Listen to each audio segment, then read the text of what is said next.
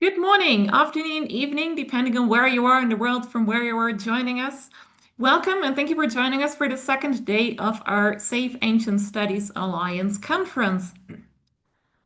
My name is Martina. I run two teams for SASA, and on behalf of our director, David Danzig, I will now introduce ourselves and our program and tell you a bit about what is going to happen today. Just one moment. Yes, all right, we are ready to start.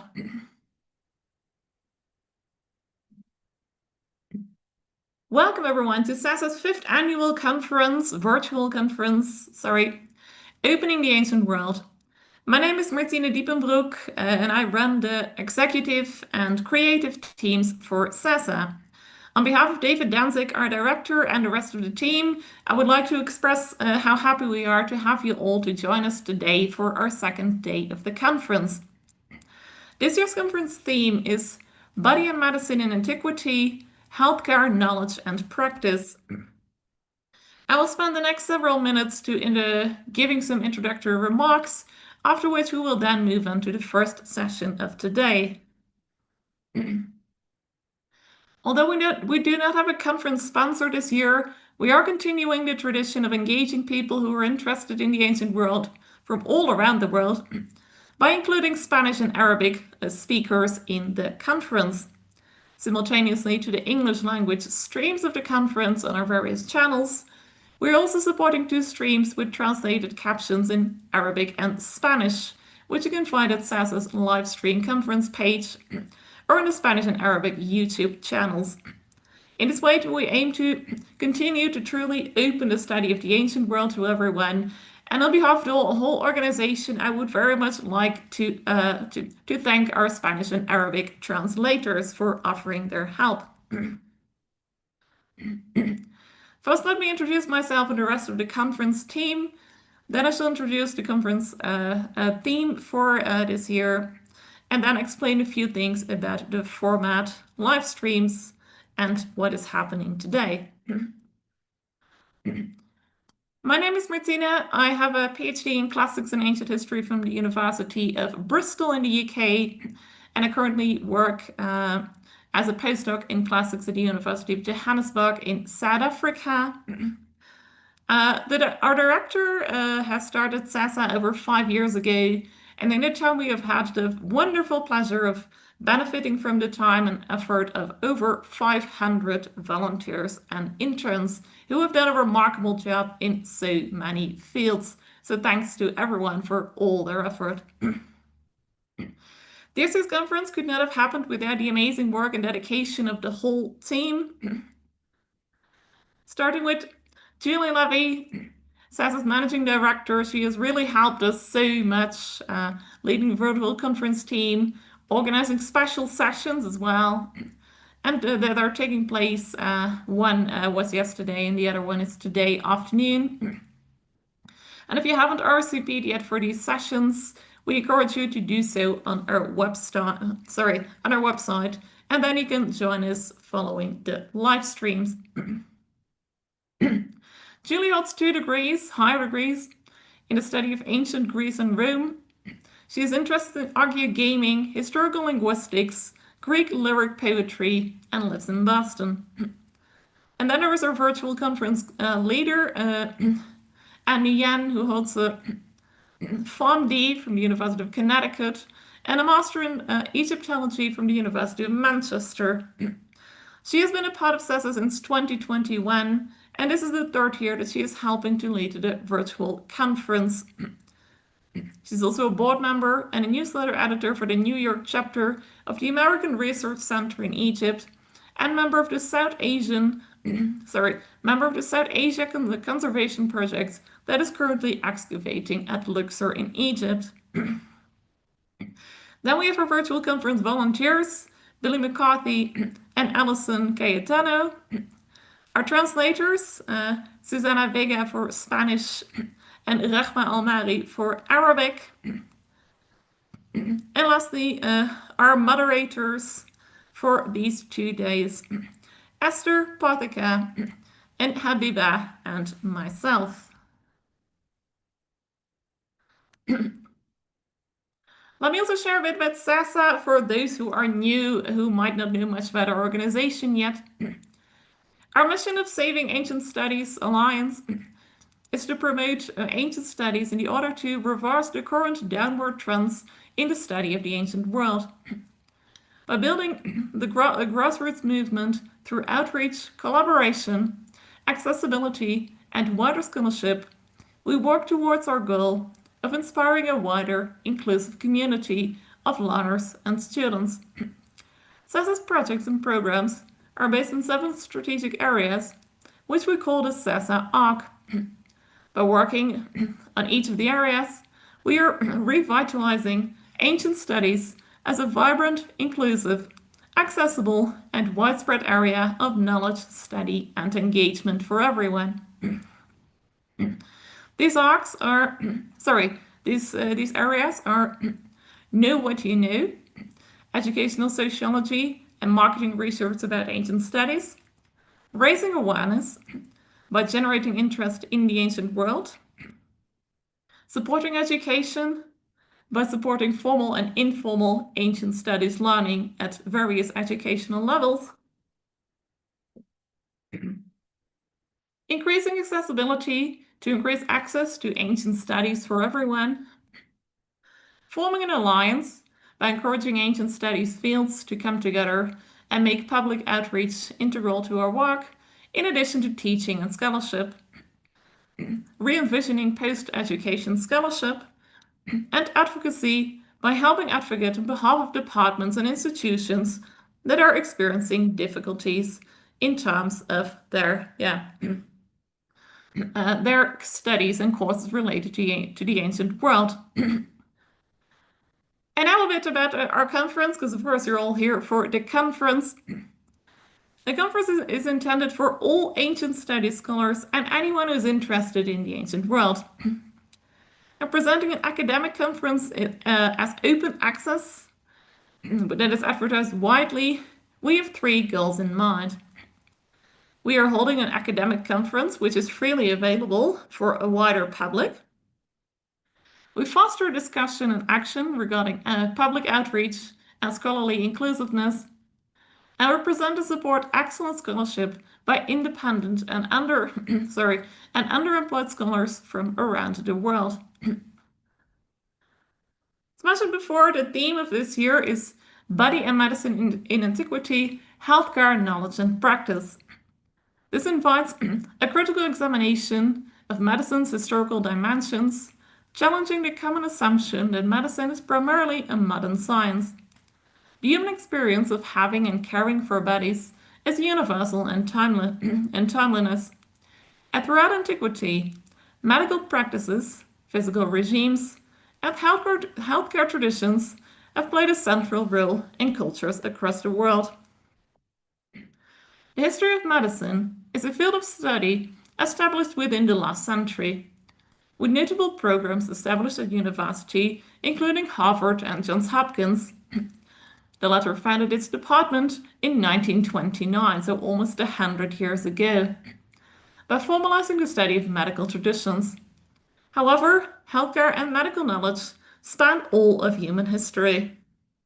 In fact, examples range from the prehistoric use of antibacterial medicinal plants over 35,000 years ago in Iran to the Hippocratic text of the 4th century BCE in Greece, and Remedies of the Yellow Emperor's Inner Classic, a Chinese text from the 3rd century CE. The materials available, cultural beliefs about the body, and societal interpretations of healthcare have varied widely across time and geographical space. Well-being, both individual and collective, can be deeply personal or socially significant. For instance, personal hygiene and fitness were emphasized in the Roman public baths, while civic health and safety took place in Greek mythology, as we see in stories like the one of King Oedipus, whose presence brought spiritual plague to his city, only to be expunged with his expulsion. Healthcare could also address physical ailments, such as the treatment of broken bones in prehistoric Neanderthals, or it could confront spiritual afflictions, such as demonic possessions driven out by Christian exorcism. Our disciplinary conference seeks to explore the representation, reception, and understanding of past medical traditions in a broad cross-cultural, global, and atemporal context. The conference allows the framework of interdisciplinary ancient studies, the study of the deep past of all societies, to examine how historical medical practices and knowledge are structured, interpreted, and transmitted. The conference aims to treat the study of medicine as a universal cultural phenomenon that is shared across all human societies. These 2 days, yesterday and today together, we are very excited to have 2 keynote speakers, as well as 15 presentations from academics at various stages in their career.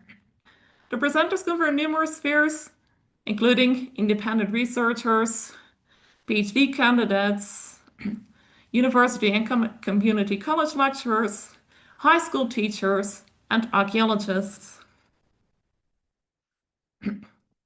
There will be 3 types of presentations: presenter sessions, keynote sessions, and special sessions.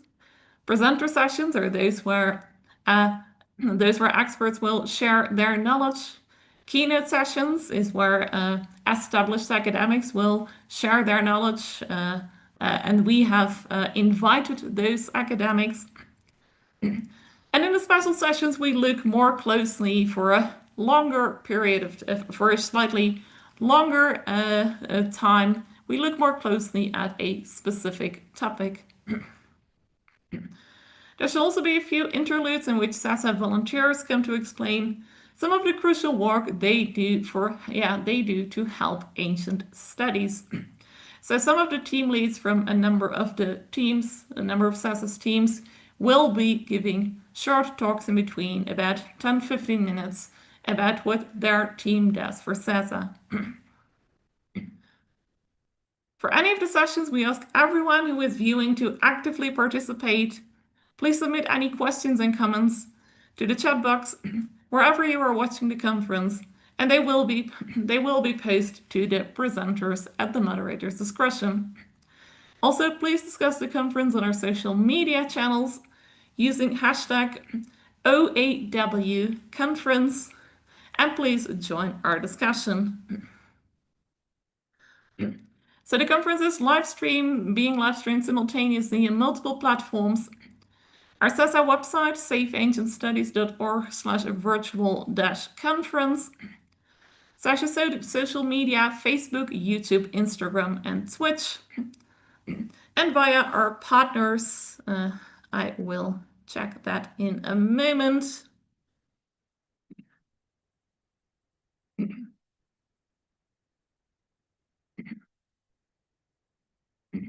Yes, and via our partners, World History Encyclopedia, Encyclopedia, History, just a moment, Digital Hammurabi, let me check. Digital Hammurabi, World History Encyclopedia, World of Antiquity. Yeah, these are the streaming partners, but I just saw something else appearing, so I will check that for you in a moment. Thank you very much for our live stream partners. We applaud their role in bringing quality to ancient studies content to their viewership. Last year's virtual conference attracted over 24,000 attendees, and we are all very excited about how many people may participate in the conference this year because of the support and participation of the live stream partners. And before we start, one more thing. If you enjoy the conference, please consider supporting SASA in any way you like or can. Most of our programming, including this event, is powered by passionate, unpaid volunteers. So if you enjoy our events, please consider making a small donation. This can be a one-off donation or recurring, with anything from as little as $3 a month. That can make a very big difference in helping us to continue our work. So welcome to the conference. We are very happy to have you all here. Please pop in and out on both days. So yeah, that was yesterday and today. And please join us wherever you are currently watching or at safeancientstudies.org/virtual conference. All right, let me go see if we have our first speaker ready, and then I shall introduce her. And then without much further ado, we're going to start for today. All right, our first speaker, let me see if she is ready. And then I shall introduce her and we shall start. Perfect. I see that you are already sharing your screen. Yeah. Welcome to Catherine Petzotak, who is currently a PhD student at the University of Exeter in the UK, where she's the co-editor of Pegasus, an academic postgrad journal for classics, ancient history, and theology. Her doctoral research focuses on the physician assistant-like figures, medical encounters, and spaces of Greco-Roman medicine from the 5th century BC to the 5th century AD.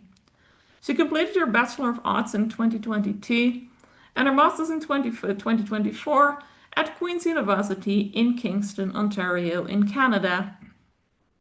Her master's thesis focused on women as sources of authority in the pharmacological works of Galen, Scribonius Largus, and Pliny the Elder. And today she's going to talk to us about Aspasia the Doctor, exploring women's pseudonyms in Greco-Roman drug works. Welcome, Catherine. The floor is yours when you're ready. Thank you for the introduction. As discussed, my topic is Aspasia the Doctor, exploring women's pseudonyms in Greco-Roman drug works. So I'll begin with a brief introduction about pseudonymity in the ancient world, particularly with regards to ancient medicine. So in his text On My Own Books, Galen recounts an anecdote about men debating in the Sandalarium, and this debate centered around whether a book which had been inscribed Galenos Iatros was really Galen's. After he read the first two lines, one of these men identified the book as being a forgery based on its style. Although it's not the focus of On My Own Books, this anecdote helps to illustrate that publishing under another's name was quite common in medical literary contexts. And Fleming has said that the names, oftentimes, of famous individuals or well-known individuals lent authority and aura to works. And pseudonymity allows for the possibility and probability that women's names may be used as a guise of authority for male authorship. And following along these lines of thought, the following authors could all potentially be pseudonyms, according to modern scholars. So Cleopatra in Galen's On the Composition of Medications According to Place, Aetius's Tetrabiblos and Paul of Aegina's Epitome of Medicine, Aspasia and Aetius's Tetrabiblos, Olympius, Laius, Sotira, and Elephantis in Pliny's Natural History. And I'd also like to point out this is just a brief dip into a much larger and comprehensive topic. So some of the research questions I went in with were, what can the names of women like Aspasia and Cleopatra tell us about the female authorship of scientific and medical texts in Greco-Roman antiquity? What can the pseudonymization of women's names tell us about gender divisions in Greco-Roman antiquity? What evidence is there for the possibility that male authors used female pseudonyms to write about matters pertaining to women's health? So the aim of this paper is to explore the use of women's names as pseudonyms in Greco-Roman pharmacological works, but more broadly try to answer these questions. So Galen quotes 3 extracts consisting of 18 recipes from Cleopatra's book, The Cosmetics, in his text on compound medicine according to place. The first extract consists of 8 recipes for treating hair loss, or treating alopecia. And this has Galen's commentary attached to it. He'll say what he thinks of the recipe. And then we have the second extract, which consists of 5 recipes for growing hair, for treating hair loss, for thickening, and for darkening hair. And then there's the third extract, which contains 5 recipes with Galen's commentary treating alopecia, severe head ulcers, and dandruff. And Galen doesn't explicitly identify this author that he's quoting as the same individual as Cleopatra VII. Obviously, he has his opinion about her story of being bitten by the asp, and that's where he really kind of mentions her in his works. Although he does state that there is some connection to royalty, as these cosmetics recipes are really desired by the upper class and the nobility. Interestingly, both men and women have been kind of bothering him and other physicians for a long time for these types of recipes. And Galen's also likely using Credo as an intermediary source for Cleopatra's recipes, according to Fleming. He does kind of allude to that, but I've seen other scholarship which has said he's taking this directly from Cleopatra's book. And we also have Cleopatra in the Tetrabiblos, and it contains the same recipes for treating hair loss as are found in the second extract of Cleopatra's Remedies in Galen. There's also a mention of a body lotion, which is attributed to a Queen Cleopatra. So directly we have the link there. And Paul's text contains 4 recipes from Cleopatra's book, and they all appear to be about restoring hair. The fourth recipe also makes the hair curly, thick, and black. And these citations of Cleopatra's name, along with citations and many other treatises on a variety of different topics, are an indication or could be an indication of the name's potency rather than any authorship. And the name's extremely common as well, which we need to keep in mind. It shows up 135 times in the first 5 volumes of the Lexicon of Greek Personal Names. And there's this idea connected with the citation of her name. There's this reputation of a seductress and for wealth and extravagance, and that likely caused these names to be attached to such remedies. So Cleopatra outside of medicine, as I mentioned, is cited quite a bit, and we have some interesting connections with alchemy. Her name is associated with 3 treatises on alchemy. Plant does not believe that this Cleopatra, again, is the same as the author of the Cosmeticon, because Cleopatra the alchemist, as he calls her, dates to between the 1st and 3rd centuries AD. And we also have this similarity with medicine that pseudonyms were commonly used by alchemists.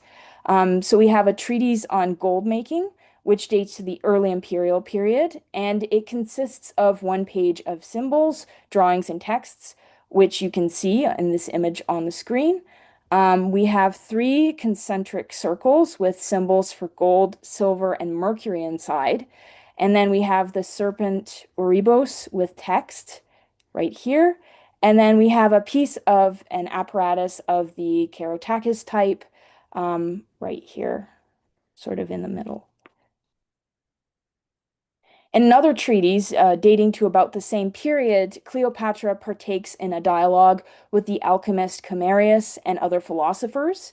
And there's a treatise on weights and measures from Cleopatra's books on cosmetics, which scholars consider to be either from the medical or alchemical traditions. Taylor considers it to be part of the alchemical tradition because it's often found in a large number of alchemical manuscripts. And there is some scholars who argue that it could be part of the medical tradition because it was circulated as a part of collection of other metrological text under Galen's name, although the Handbook of Galen kind of says that this text is not real. It would be pseudo-Galen. And then there's the weight standard, which Cleopatra uses, which dates to 84 AD or 64 AD or later, so well after the death of the Ptolemaic queen. And then we have a woman named Aspasia, and she's one of the major sources of the final book of ATS's Tetrabiblos. The final book of Aetius's Tetrabiblos, it deals with gynecological matters ranging from pregnancy and abortives to difficult births and uterine diseases. There's a possibility, again, that another author is using this name because of its authority and aura. We get this idea of Pericles' mistress and sort of a courtesan who knew her way around the female body. But there's no clear identification of this Aspasia with Pericles' Aspasia in the text. There are interesting similarities between passages quoted in Aetius and passages in Soranus's Gynecology, but these texts are sort of a mess and need a bit of a new edition for a proper comparison to be made. But we have what Fleming says Aetius 16.25 and Soranus Gynecology 3.1, and Aetius 16.22 and the Gynecology 4.1. This Aspasia doesn't appear in any other medical works besides the Tetrabiblos, where she's associated with Rufus. This could possibly be Rufus of Ephesus, but it's unclear. So moving on to Pliny, Book 28 of Pliny's Natural History, it's got a collection of apotropaic rituals and quasi-magical medical remedies. And the recipes or remedies involve ingredients such as menstrual blood, saliva, and urine. It's really kind of the more disgusting part of Pliny's Natural History, according to Pliny. He names Elephantis, Laius, Olympias of Thebes, Salpe, and Sotira, but she has less of this pseudonymity idea connected to her. They appear in this book. Olympias and Salpe also appear in books 20 and 32. Interestingly enough, Olympias is listed alongside the physicians at the very beginning of Pliny's text, where he has all his indices of sources for book 20. Xenocrates, Wellman believes that Xenocrates of Aphrodisias was a major source for Book 28 of Pliny's Natural History. And this is because Xenocrates was the author of a work entitled Unuseful Things from Animals. And Wellman also suggests that women's names in this context were fictitious names associated with specific recipes to serve textual purposes. So we get a similar feeling from the names of Demosthenes, Orpheus, and Osthenes, who also appear in Pliny's text. Elephantis and Laius are mentioned in connection with a gynecological recipe involving menstrual blood. It's used either as this recipe's used either as an abortive or as a cure for barrenness, although they don't seem to agree, which makes Pliny doubt the efficacy of this recipe. Neither woman is described as an obstetrix in the text, despite the bodily material they're using. And we have a masculine form of Elephantis associated with cosmetics in a linking passage of Galen before citing Soranus. It's important also to say here again that cosmetics wasn't necessarily just linked to women in the ancient world. Men also had a fairly active interest in cosmetics. And we have a few authors who are male who write on cosmetics as well. So this masculine form of Elephantis also appears in a manuscript of Celsus, and it's placed within a list of authorities which follow the text. And there is the possibility there may be male authorship behind this name, although it's got a little bit of evidence, not too much. And Connell notes it would have been more difficult for female patients to trust the knowledge of male physicians in areas of fertility, menstrual blood, and abortion. So there's this idea that maybe a male might be writing under this pseudonym to kind of bolster his recipe for using menstrual blood for women's problems. But then again, Fleming kind of says that the male intention behind the pseudonyms was less to deceive than to do things kind of constructed as female, but something that women would never do. Outside of Pliny, we have the name Elephantis in the feminine form in Suetonius' Life of Tiberius. She's the author of an illustrated book, or multiple illustrated books, kept by Tiberius in the library at his villa on Capri. Basically, her instruction manuals show all the people at Capri what they're supposed to be doing, and they're pornographic. And so Elephantis is also the author of a pornographic manual in Martial, the Priapia and the Suda. And in the Suda, she's called Elephantine. So there's a bit of a change in the name there as well. Along with gynecological recipes, Laius is also cited in connection with a recipe involving menstrual blood to treat Cortian and Tertian fevers, rabid dog bites. So this recipe would involve putting some blood on a piece of cloth and enclosing it in a silver bracelet. She's cited alongside Salpe for this recipe. And Laius also has a bit of a history outside of Pliny. Laius was the name of two famous hetaeras, so Laius of Corinth, or Hikara, and Laius of Athens. Laius of Corinth, or Hikara, had affairs with Aristippus of Cyrene, Diogenes of Sinope, and Demosthenes. Laius of Athens had associations with Alcibiades and was likely involved in a lawsuit in the 380s BC. Olympias of Thebes is also cited by Pliny as an authority for the use of mallow with goose grease as an abortive. Her addendum for recipes to aid menstruation involving swint and soda is also mentioned by Pliny. He also mentions her topical remedy to treat infertility involving bull's gall, serpent's fat, copper rust, and honey. And Olympias of Thebes, again, carries associations with famous individuals, more specifically Alexander the Great's mother. And potentially, this could convey some of her celebrity onto the recipes the other Olympias is associated with. Salpe is cited for 6 remedies in Pliny's Natural History. So she's has a recipe recommending using saliva on the eyes and the body parts to treat numbness. She suggests that urine should be applied to the eyes to strengthen them, and she applied urine to sunburns. Along with Laius, she is associated with a recipe for treating Cortian and Tertian fevers, as I already mentioned. And she also has an aphrodisiac, which involves rubbing the relevant parts of the human body with ass's genital organs dipped into hot oil. And then she has a remedy for removing superfluous hair involving blood, gall, and liver of the bluefin tuna. And Pliny says she used this on the slave boys she used to prepare for market. And she also has a kind of odd recommendation to put live frogs in dog bowls to keep the dogs quiet.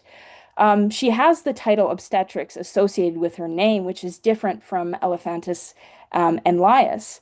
And this could maybe indicate she had authority over a specialized part of female knowledge, because there's not much difference between prostitutes and midwives in Pliny's mind. He often conflates the two groups.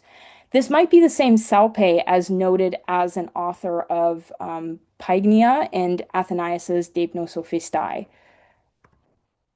So Pagnia, they're basically tricks involving a degree of magic, which can be performed at symposiums. Some scholars say they're practical jokes. I think there's a bit of a debate about that as well.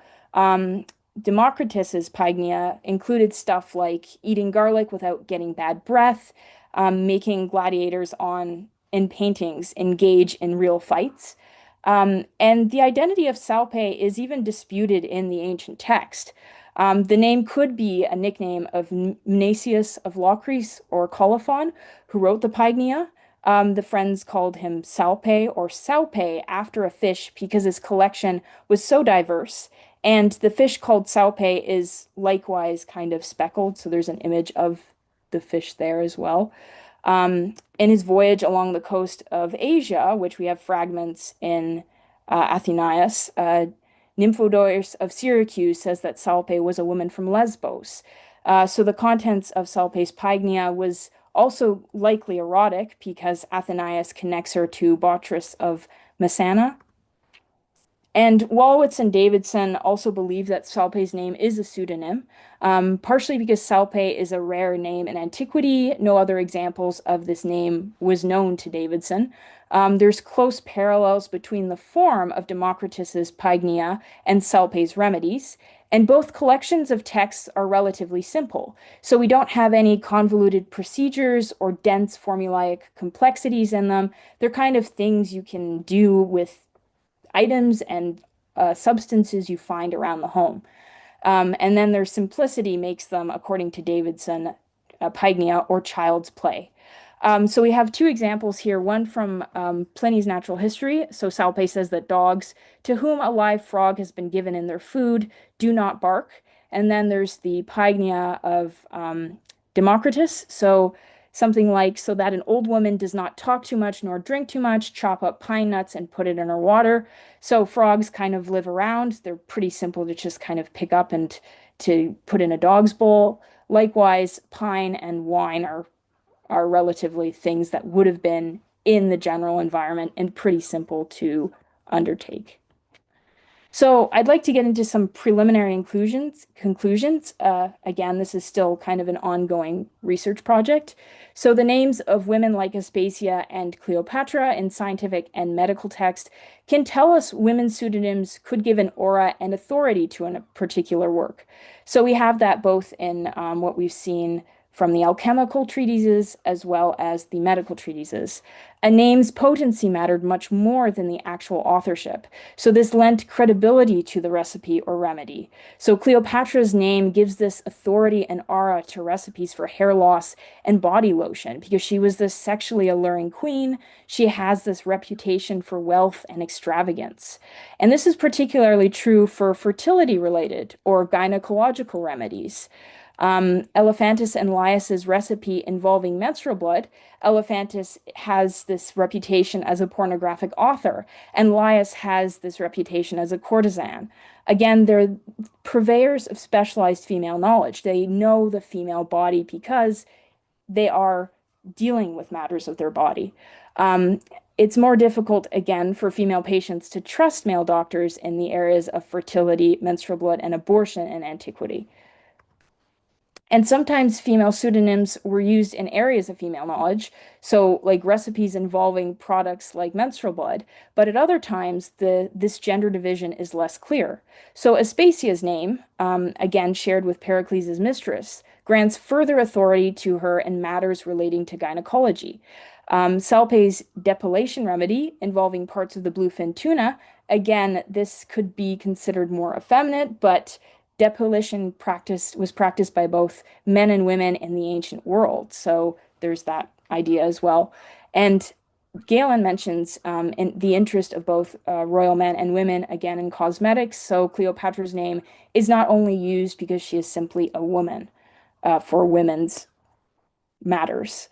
There is some possibility that male authors used female pseudonyms, and this was not always in matters pertaining to women's health only. Again, with Cleopatra, we have her name for lotions, hair loss treatments, hair growth serums, and Salpe's remedies for treating numbness, coursion, and tertian fevers, which use female products, but again, don't treat exclusively females. Elephantis and Laius's recipe involving menstrual blood for treating infertility and using as an abortive is potentially one example that could be that male authors were writing under female pseudonyms for female-related matters.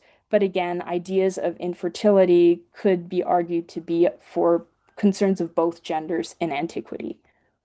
And my bibliography.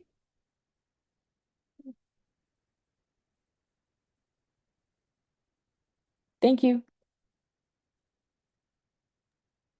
Thank you so much, Catherine. That was very interesting. That gives us a good idea of how women were seen in a way. I like the idea of the names of the women being used for the lotions and hair treatment and things. You can, in a way, relate it to modern commercials and how you see that these people have gray hair that then starts, growing again and being coloring and so like again thank you very much, very interesting. If anyone has any questions or comments for Catherine, please share in the chat. Let's see if we have any comments.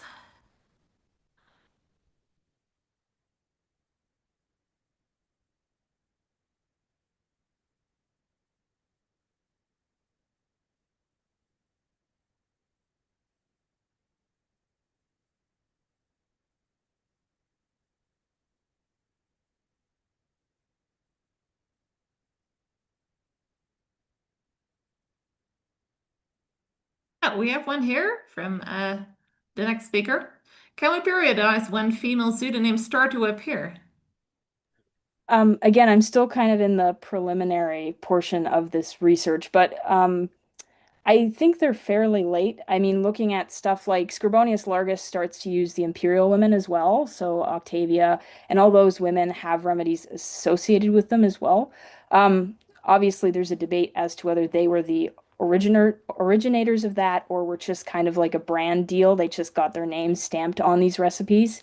So I think I guess it would be fairly later on because I don't think I've seen anything related to that in the Hippocratic texts, but it would be interesting to pursue that further. Yes, definitely. Thank you.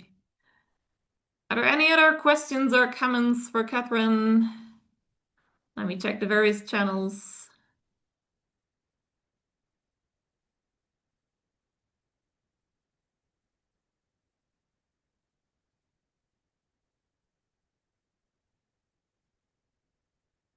Well, in that case, is there anything else you would like to add?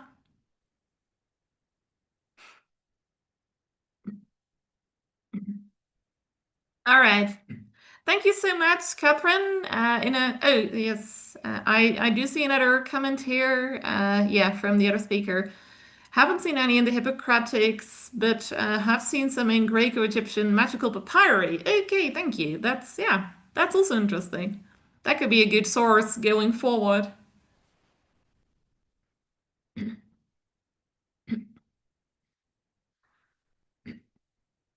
What's the difference between medicine and cosmetics? That's a good question. So, medicine and cosmetics, as Galen kind of defines it, it seems to be that cosmetics go against nature. They're more of the unnatural sort of thing, whereas medicine is more, for example, you could have a hair growth serum, but that would be with the idea that there's something wrong with the fact that you're not growing hair, essentially. So that you'd put that kind of in kind of a separate category. So there's kind of enhancing things, which he puts in one category, which is more um, cosmetics that he particularly doesn't like. And then there's another section would be cosmetics for medicinal purposes. It is kind of difficult to tell because they are pretty close categories. But at least that's what I've found through my research.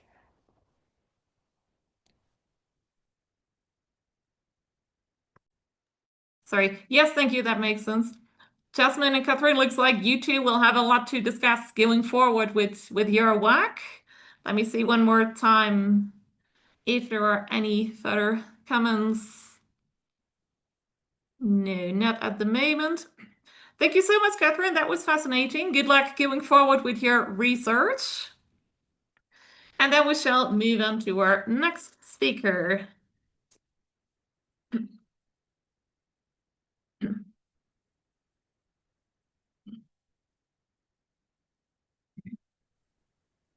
Yes. Charlotte, are you ready? Not yet. I'm going to just. Yes, that is right. Take your time, and when you're ready, I shall introduce you.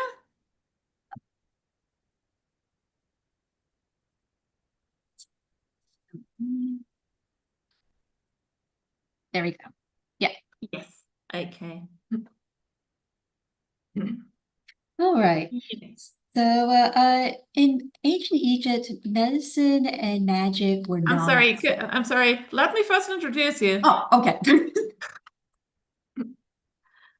Moving on to our next speaker. Welcome, Dr. Charlotte Barrel Rose. Charlotte has recently completed her junior fellowship for the Magia project within the University of Würzburg in Germany, which studies magical texts in the ancient world. Her project with Magia, Tools of Medicine, Materials in Medical Magical Spells, addresses the correspondence between medical magical texts and material culture by examining the relationships between hieratic medical magical texts of mainly the Middle and New Kingdoms of Egypt and the objects pertaining to them, taking a diachronic lens. This research branches off of her dissertation, Changes in Continuity, Ancient Egyptian Birth Practices from the Middle Kingdom through the New Kingdom, which examined the textual evidence and material culture of ancient Egyptian birth and fertility traditions through a diachronic lens. She obtained a Bachelor degree of Arts in Egyptology at Brown University with honors before she then received her master's and PhD in Egyptian archaeology at the University of Pennsylvania. Her talk today is called a Midwife, Women in Ancient Egyptian Medical Magical Practices. Please, the floor is yours when you're ready. Thank you for the introduction. In ancient Egypt, medicine and magic were not separate, but part of a whole healing process. As such, the study of medical magical texts offer us a window into the view of daily life religious practices. Previous work on the subject discussed the religious underpinnings of certain ingredients and amulets, as well as the possibility of non-professional healing practitioners. Pomeranian's work had focused on the ingredients in terms of whether they could be provably true in medical concerns, as well as studying Egyptian notions concerning women's bodies. However, there's been little research on the role of women in the medical magical texts. Some key questions are, were women's roles in these texts similar to or different from men's functions? And if so, why? Likewise, did Egyptian society restrict the type of spells in which women would appear? For this stage of my research, I examined hieratic texts dating from the Middle Kingdom through the late period for mentions of women, whether as patient, active healing participant, or an ingredient source. My sample includes 183 gynecological spells as well as 89 gynecological spells, totaling 263 spells so far. For this examination, I'll be only discussing alive human women, so no evil dead, no spirits, unless there's some living equivalent, such as foreigners. I'll be first discussing the non-gynecological spells, then trends in spells pertaining to women and children, and then overall patterns. In the 89 gynecological texts where women are mentioned, they most commonly occurred as a patient, about 48.75%. In 18 spells, the women's body provided an ingredient for the prescription, most commonly breast milk. There's likewise 5 cases where a woman was an active healing participant, and 2 times where women occurred as enemies of the patient. In terms of spells where women were mentioned as patients, in contrast to the general male as default assumption, they have cases where both genders are mentioned, and then ones where only female patients are mentioned in those spells. The concerns for both genders include abdominal/digestive issues, anal and bladder problems, curses and poisons, as well as skin conditions. In the cases where only women were mentioned, the spells focused on abdominal issues specifically caused by a demon, bladder issues, as well as spells offering defensive magic for the patient.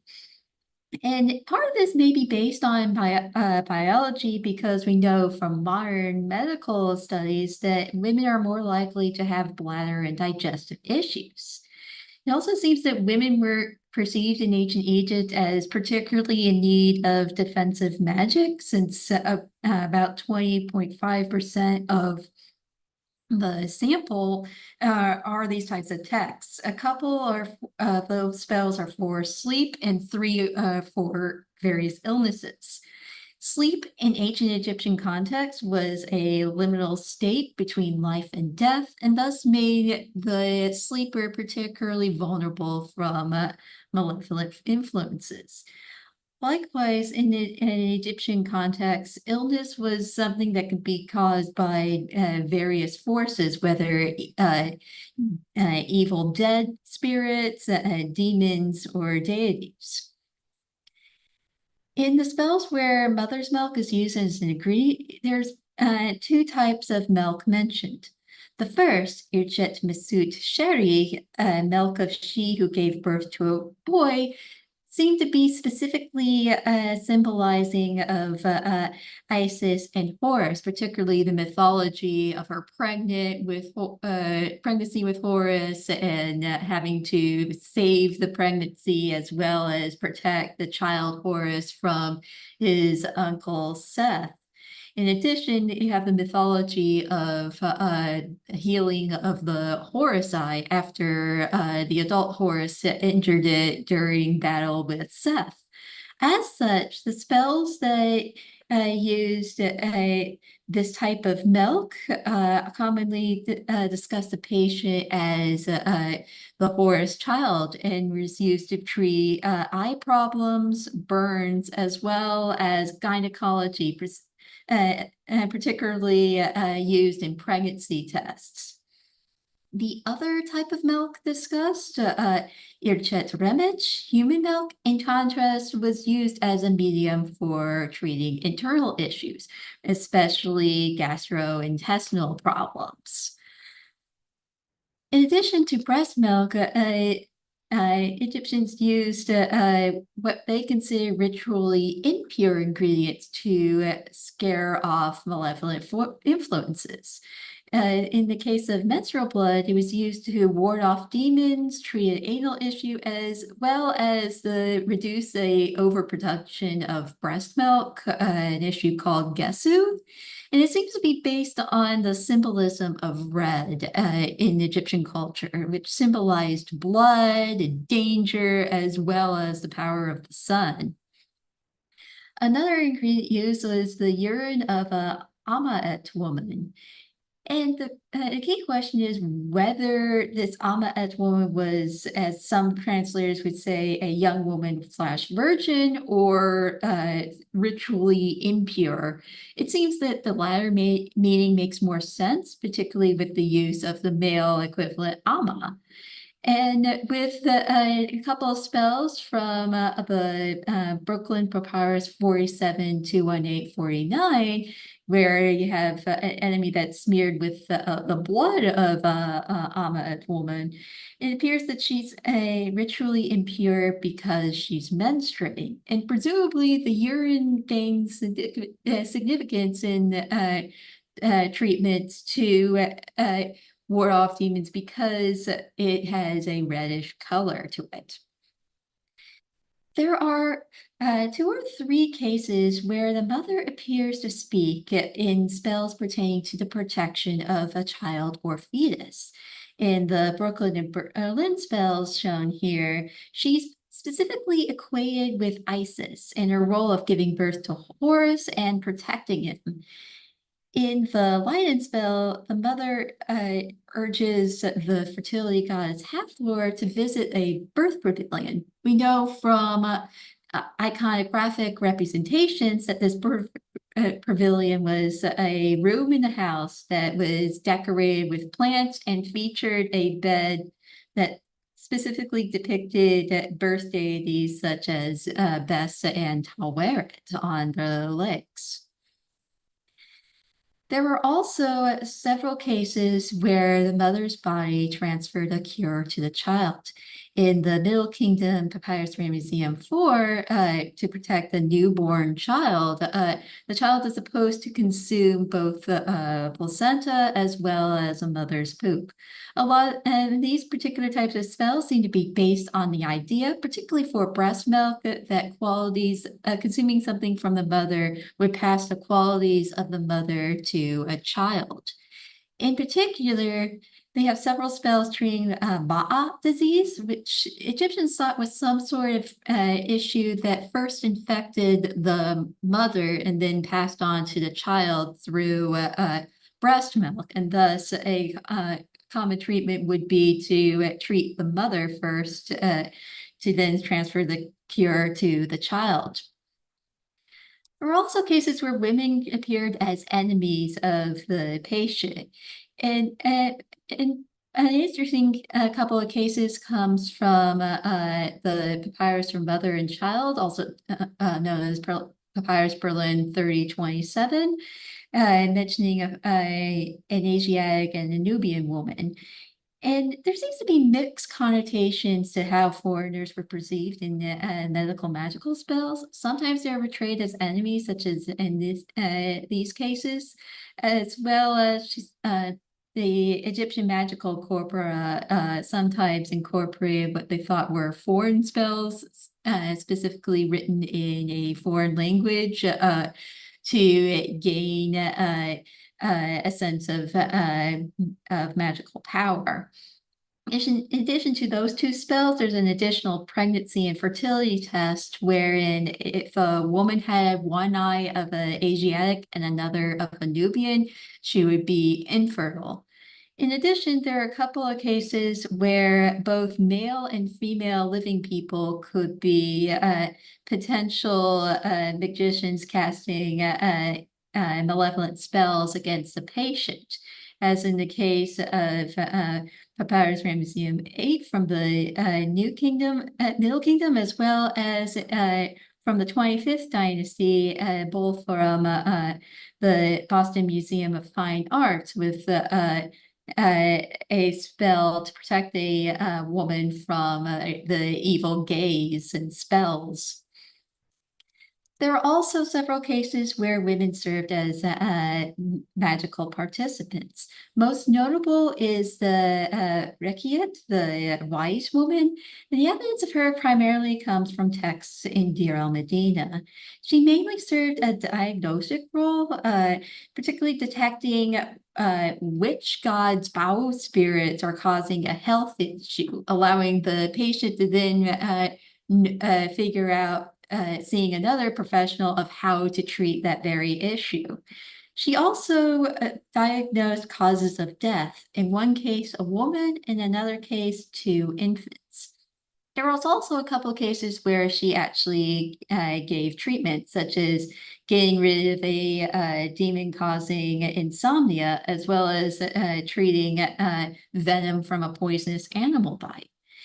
Another professional woman mentioned in the spells comes from Papyrus Ebers 273. It's a spell treating a child's urinary issue, and it's specified for infants that are too young to swallow the pill prescription, that the wet nurse would mix the ingredients into her breast milk.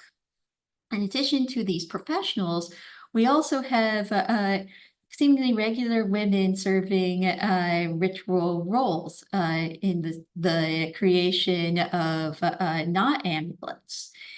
And in these cases, it appears the woman represented either Isis, when it's just one woman doing the amulet for a child, or in a case of 2 sisters, Isis and her sister Nephthys, both in the role of protecting the child Horus. We also have a very interesting case in Papyrus Ebers, spell 853, where one remedy to freshen the house and clothes mentioned that it was something that women prepared. Now, given that the medical magical papyri were written for pretty much all male physicians, this line is particularly interesting, that they're getting inspiration from a practice that women created. To have some preliminary conclusions, the mention of female patients and 9 gynecological spells primarily date to the New Kingdom. Part of it may be due to preservation issues, but it could also be due to other factors. One factor being, after the New Kingdom, Egypt saw a number of foreign invasions, which would probably likely influence the culture.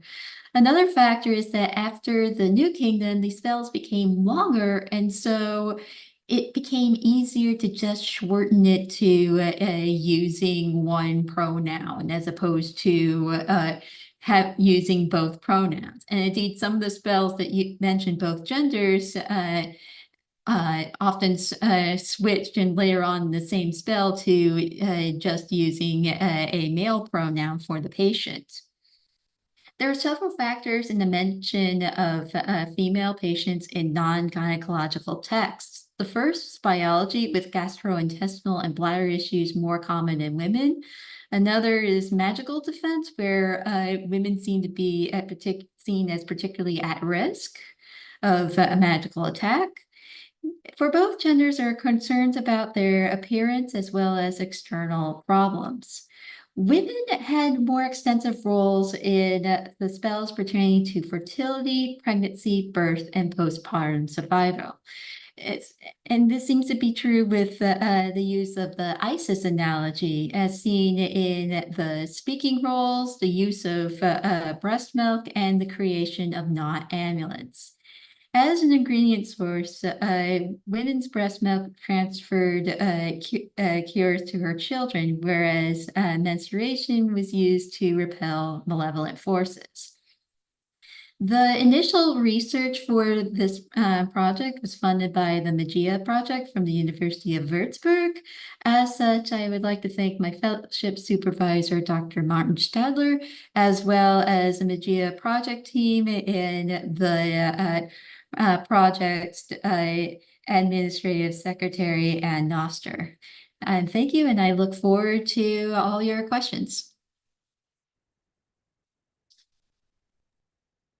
Thank you so much, Charlotte. That was very interesting. We learned a lot about women in Egypt and how they were related to medicine. If I may start, you said the Egyptians saw sleep as something between life and death. So I suppose they saw it as a state whereby you had to be very cautious.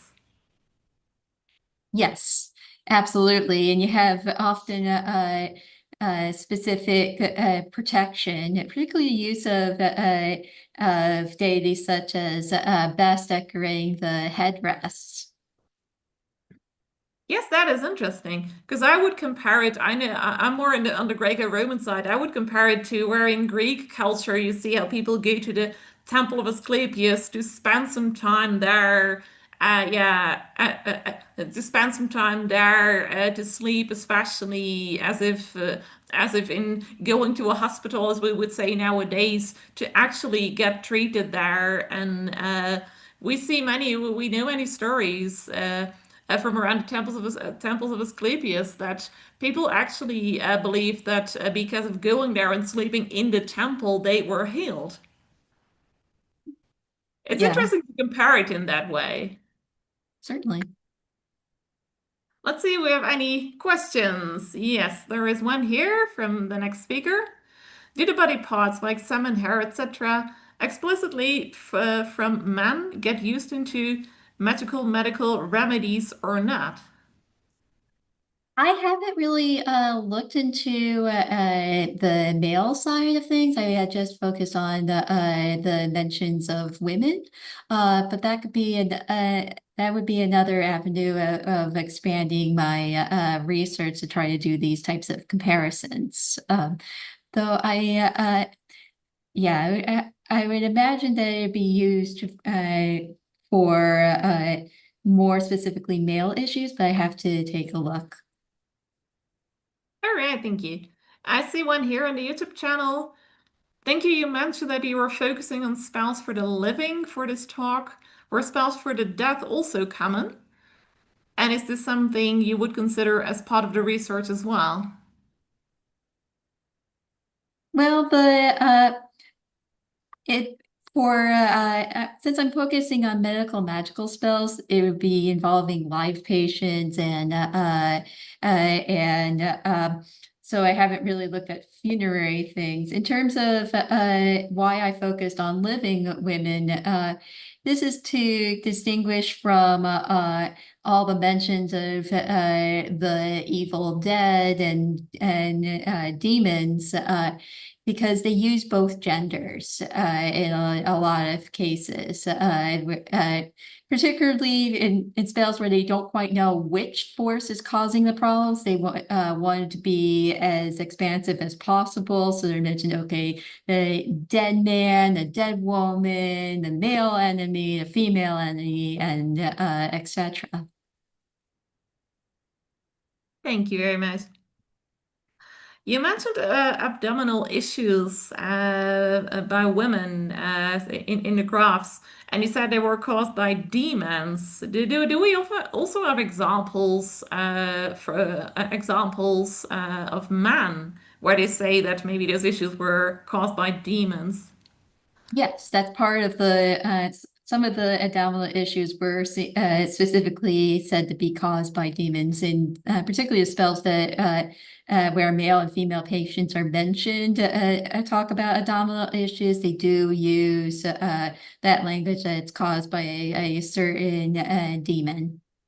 All right, thank you. That is interesting. Let's see if we have any other questions, comments. Jennifer in the chat is saying thank you very much. So I suppose I'm sure that means that you answered her questions. Let's see if we have any other questions or comments.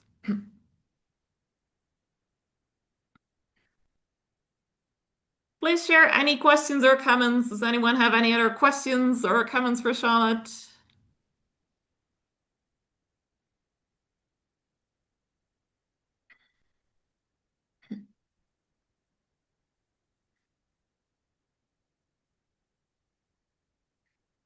No, I didn't see anything else at the moment. Would you like to add anything more? As people might have noticed, my title is called The Midwife, and yet no midwives are mentioned in the actual text, in medical magical texts. There are titles of women that are called midwife or are thought to be a title of midwife. And there are stories of goddesses that were disguised as dancers that helped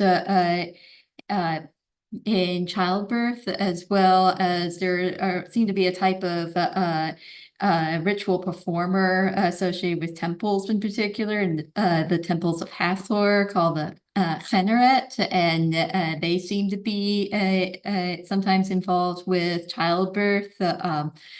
So part of my expansion will be looking at the titles of these women and try to figure out which ones are mentioned in medical magical spells, which are mentioned elsewhere, and why the discrepancy.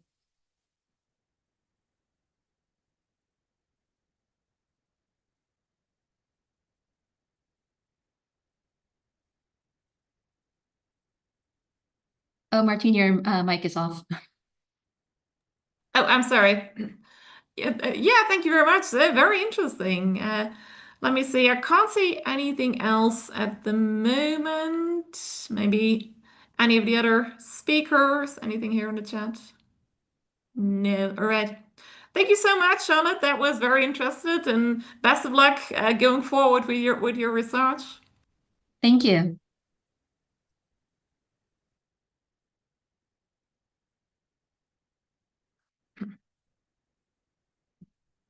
All right, we still have about 10 minutes before we have to continue with our next speaker.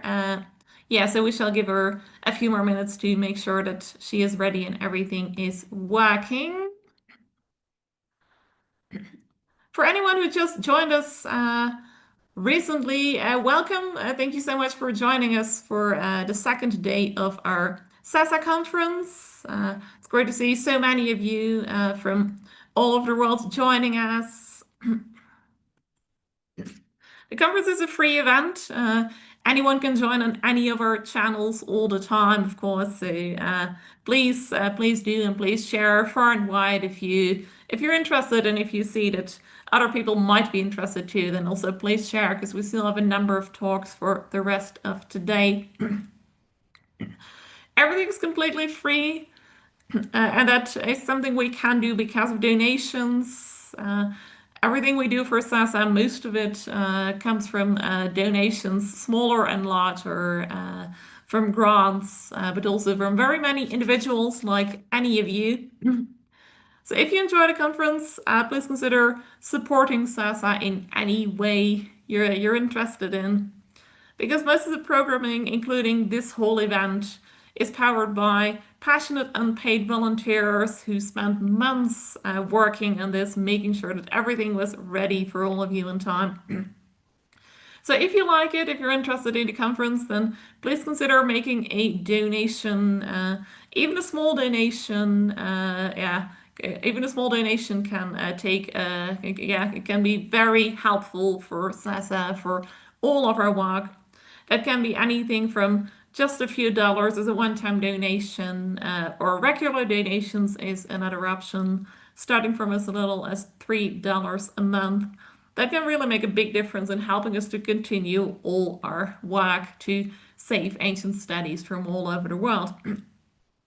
We also do have featured books in a bookshop, and we have a SASA bazaar for anyone who might be interested in any merchandise, things like books and t-shirts and stickers and such with SASA logos and designs.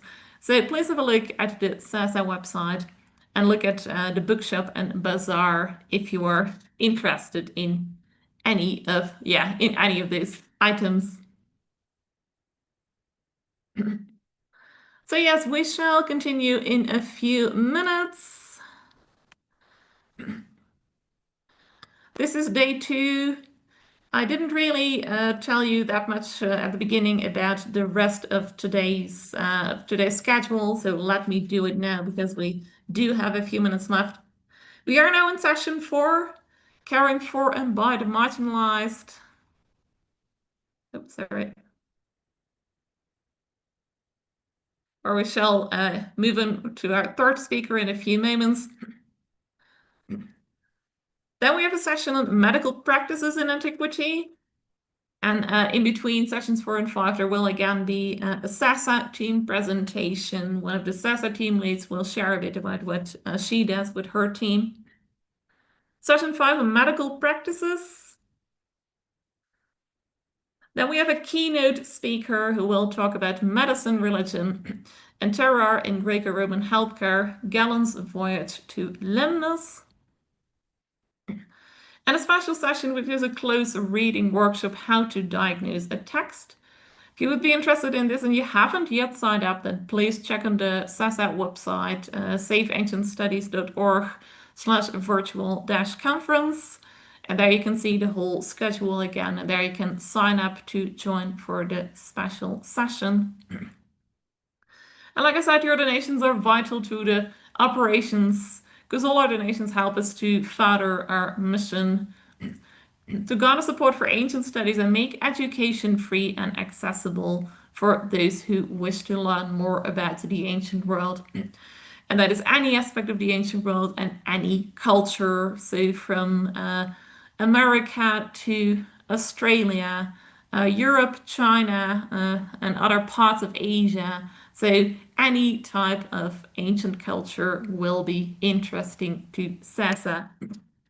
And our mission is to make sure that more and more people become interested in ancient studies, and also that those studies, studying the subjects, can be saved for future, for the future, for anyone else. Sorry, can be saved for the future, because that is something that we believe is very important to keep that knowledge of this ancient culture, so that it can again be shared in the future with future generations and with anyone who is interested in studying these subjects.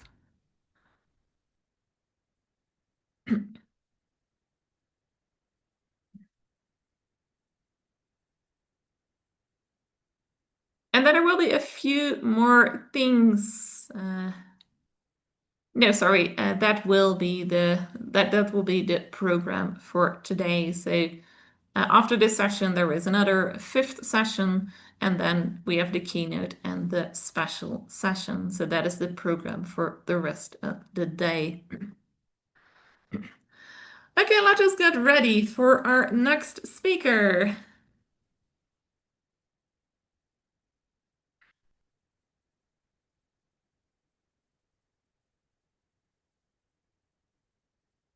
Yes, please, Jasmine, you can share the screen.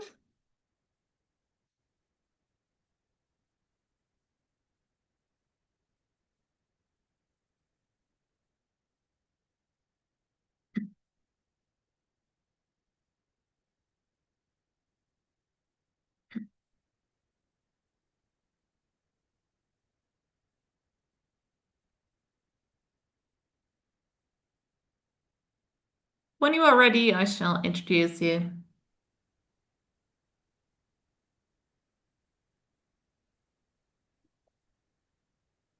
Are you seeing my PowerPoint right now or no? Yes, we can see it. Okay. All right, welcome to our next speaker. Jasmine Sahu Hawk is currently a rising fifth-year PhD candidate at Yale University in the US. Her journey into academia was far from straightforward. After studying for an English degree and then a master's in digital television production at the University of York, she worked for many years in film and television industry. Then testing out ancient Greek in her spare time, however, convinced her to return to study, and the rest, as they say, is history.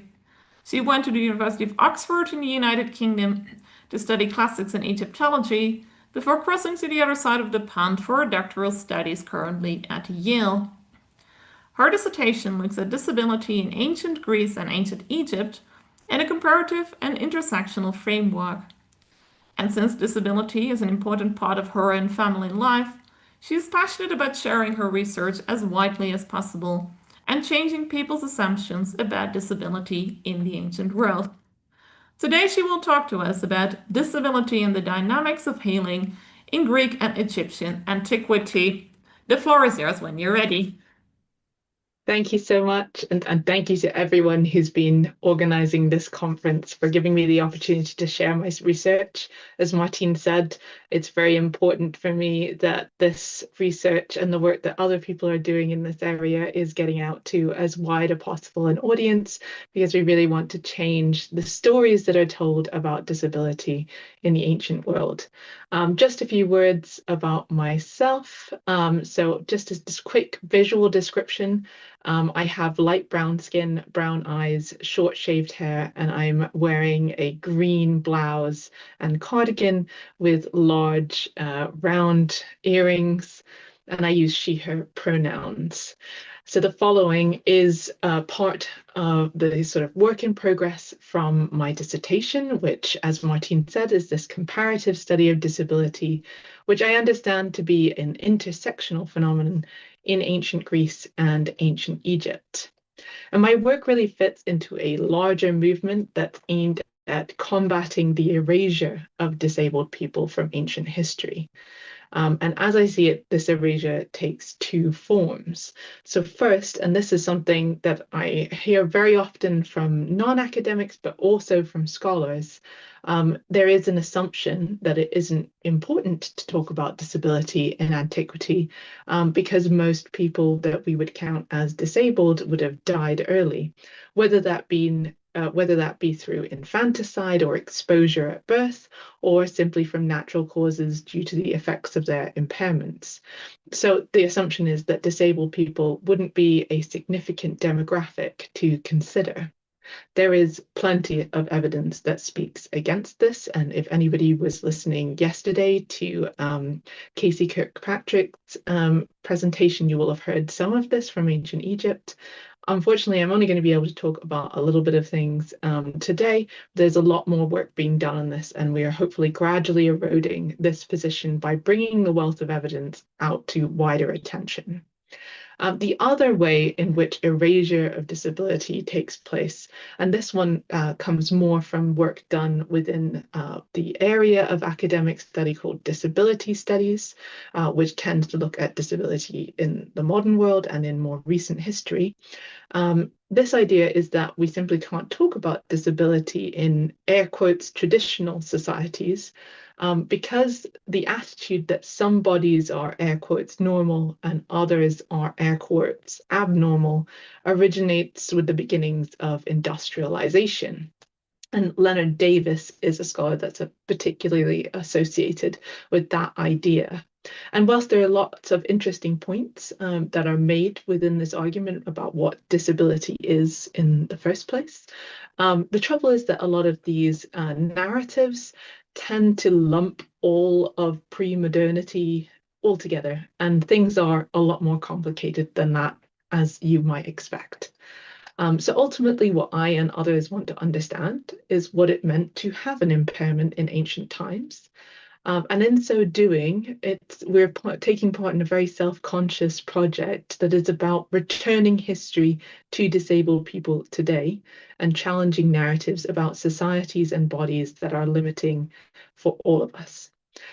So today I'm going to talk to you about some material that comes from the first chapter of my dissertation, which looks at healing institutions. Now, first of all, I just want to talk about why I'm interested in healing. And that might sort of seem quite obvious, but that in and of itself is a reflection of how integral medicine is to how we think about disability today.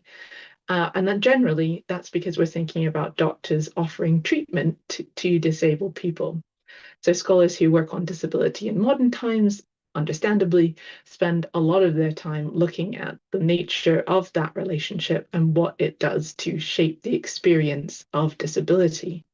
And something that comes up quite frequently in those discussions is something called the medical model of disability. And the medical model holds that disability is situated in the body of the individual. And therefore, the appropriate response to the challenges faced by disabled people in life is to, air quotes, correct the impairment in their body. And it's perhaps easiest to understand the implications of this medical model by contrasting it with what is known as the social model. And again, if you were listening to Casey's presentation yesterday, this is something you'll have heard before, but for anyone who wasn't there, I'll just give a quick summary of what this is. The social model holds that disability comes not from one individual, but rather from their society and environment. So someone who has a sight impairment is disabled more by the fact that their society imparts information through visual signage rather than through sound or touch than necessarily the fact that they cannot see. So in a society that understands disability according to the medical model, healing practitioners are obviously very important because those are the figures that do the treating of people. Since the medical model was introduced in the 70s and 80s, however, scholars have been pointing out that healing institutions could also contribute to the systematic structural oppression of disabled people. And that's not only by contributing to a system which in a way lets society off the hook for creating excluding environments by focusing attention on one individual's body, but also it can contribute by, in a sense, creating disability in the first place by dictating which bodies should be designated as air quotes normal and which ones are air quotes abnormal. Many scholars, for instance, have pointed towards the transformative effect of diagnosis, which takes a collection of symptoms and features of somebody's bodies and morphs those into being a labeled condition. Others have delved into the way that medicine has constructed the human body in the first place. And they particularly point out that if you describe body parts as being put together in a particular way in order to do just one particular function in one particular way, then this excludes different ways of functioning and is, besides, quite at odds with the scientific recognition that variation rather than uniformity is the rule in the biology of species. So while that is what has come out of using the social model to analyze disability. Today, disability studies is instead grappling with how to theorize embodied experiences of impairment. So whilst recognizing that healing institutions contribute to structural oppressions, there is a desire to try and factor in individual pain and desires for treatment without conceding ground to restrictive understandings of the body. So I think from that very whirlwind tour through some things that have been written about healing institutions, you might see that it's quite a complex and fascinating area of study. But what the challenge is for those of us looking at antiquity is how to use this work, which is done in modern context, to examine ancient sources. And my answer to that question is basically to distill this down into a series of questions that we can ask ourselves when we are looking at ancient sources. So first, we can ask whether the sources construct the body according to normative or teleological frameworks. So do they put forward the idea of the body or a body part functioning in a particular way that is, air quotes, normal? Or does it do that they function in a particular way in order to achieve certain goals or functions in life? Second, and this sort of follows on from the first, we can ask how healing institutions shape responses to impairment. So essentially, I'm interested in how whatever explanatory framework or construction of the body these sources use, how that plays out in treatment.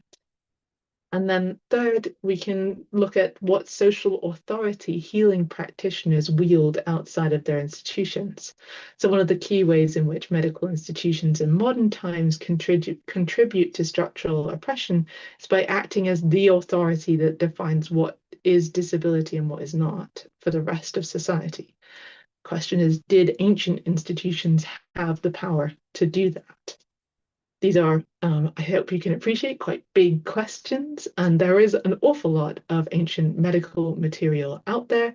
We have been hearing about so many different varieties of things during this conference. I'm sure you can appreciate that there's so much that we could look at. But what I've elected to do is examine these questions through a more specific case study, namely infertility. So I mean, the obvious question there is why infertility? Because that's admittedly not something that many people would consider to be a disability today, although that perspective is disputed.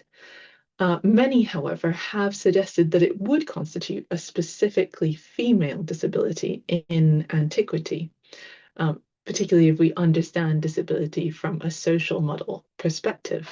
So, for example, the scholar Martha Lynn Rose claimed, quote, barrenness, not a variant gait or asymmetrical body, would have constituted a meaningful category of physical disability in the case of Greek women of childbearing age, end quote.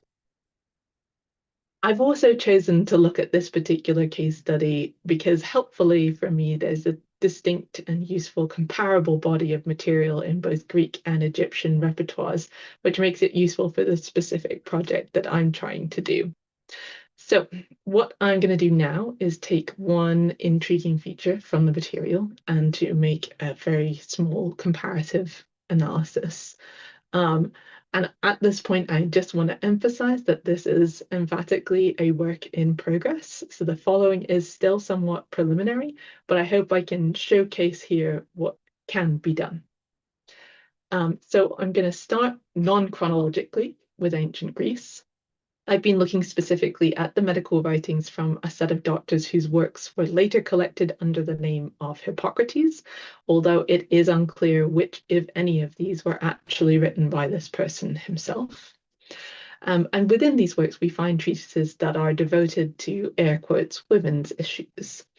And among those, we find a number of recipes that purport to reveal whether or not an individual woman will be able to become pregnant or not. So a fertility test, in other words. And these tests use various mechanisms, but the one that I want to show you flags up a particularly interesting feature of the way that the Hippocratic authors constructed the female body. So it reads, quote, apply the suppository to the uterus and look the next day whether you smell it through her mouth. For if you smell it, she will become pregnant, but if not, then not, end quote. Now, this might sound a little strange, at least until you learn that, according to the Hippocratic doctors, a woman was imagined to have a direct pathway through her body from her nose and mouth to her vagina. This was known as the hodos. And in other recipes, we find scents and fumigations being used at either end, which is what you can see illustrated on the image that I have on the slide, which is taken from a medieval manuscript of the Hippocratic texts. And it shows a woman with something being waved under her nose, sitting beside a fire, which is about to be used to fumigate her vagina. So what seems to be the case from recipes like this one that I'm showing you is that a clear hodos was seen to be important to be able to bear children for a woman. But was that why a woman was thought to have a hodos in the first place? In other words, does this reveal a teleological understanding of female anatomy, which sees the whole body being directed towards childbearing? Well, if I look at another few passages, we'll see that it's a kind of complicated situation. So on the one hand, the apparent reason for this structuring of the woman's body lies in the fact that the Hippocratics believed women had moister, more porous and spongy flesh than men. And so they had to do something to get rid of the additional moisture that accumulated in their system. So in one of the gynecological treatises, it says, quote, because of having soft flesh, when her body fills with blood, unless it discharges from the body with her flesh being filled and warmed, a woman has pain, end quote. So the process here is that excess moisture becomes blood in the body and then flows via the hodos to the uterus and is then evacuated as menstrual blood. So in this case, what it seems to be is that the hodos is there to evacuate that excess moisture. And we could say, instead of thinking of that as being a kind of teleological structuring of the body directed towards a particular function, it seems instead kind of reactive. A woman's flesh is porous and moist, therefore there's a hodos. It's not quite the same thing. However, this picture is a little complicated by the fact that the Hippocratics also believed that the blood in the uterus would nourish the fetus. So this passage tells us, quote, when a woman is pregnant, blood from her whole body goes down to the uterus little by little, and standing around what is in the uterus in a circle increases it, end quote. So then the question is this sort of incidental? The blood is there because the woman's body is moist, it needs to be evacuated, and if there happens to be a fetus, it's one way in which the blood will be soaked up, as it were. Or should we flip this? Does the fact that the fetus is nourished by this blood mean that this is the reason a woman's body is moister in the first place? It's arguably a bit of a chicken and egg conundrum, to be honest. There's nothing of that kind said explicitly. So what we might think is that there could be an implicit possibility of thinking about female anatomy in that way.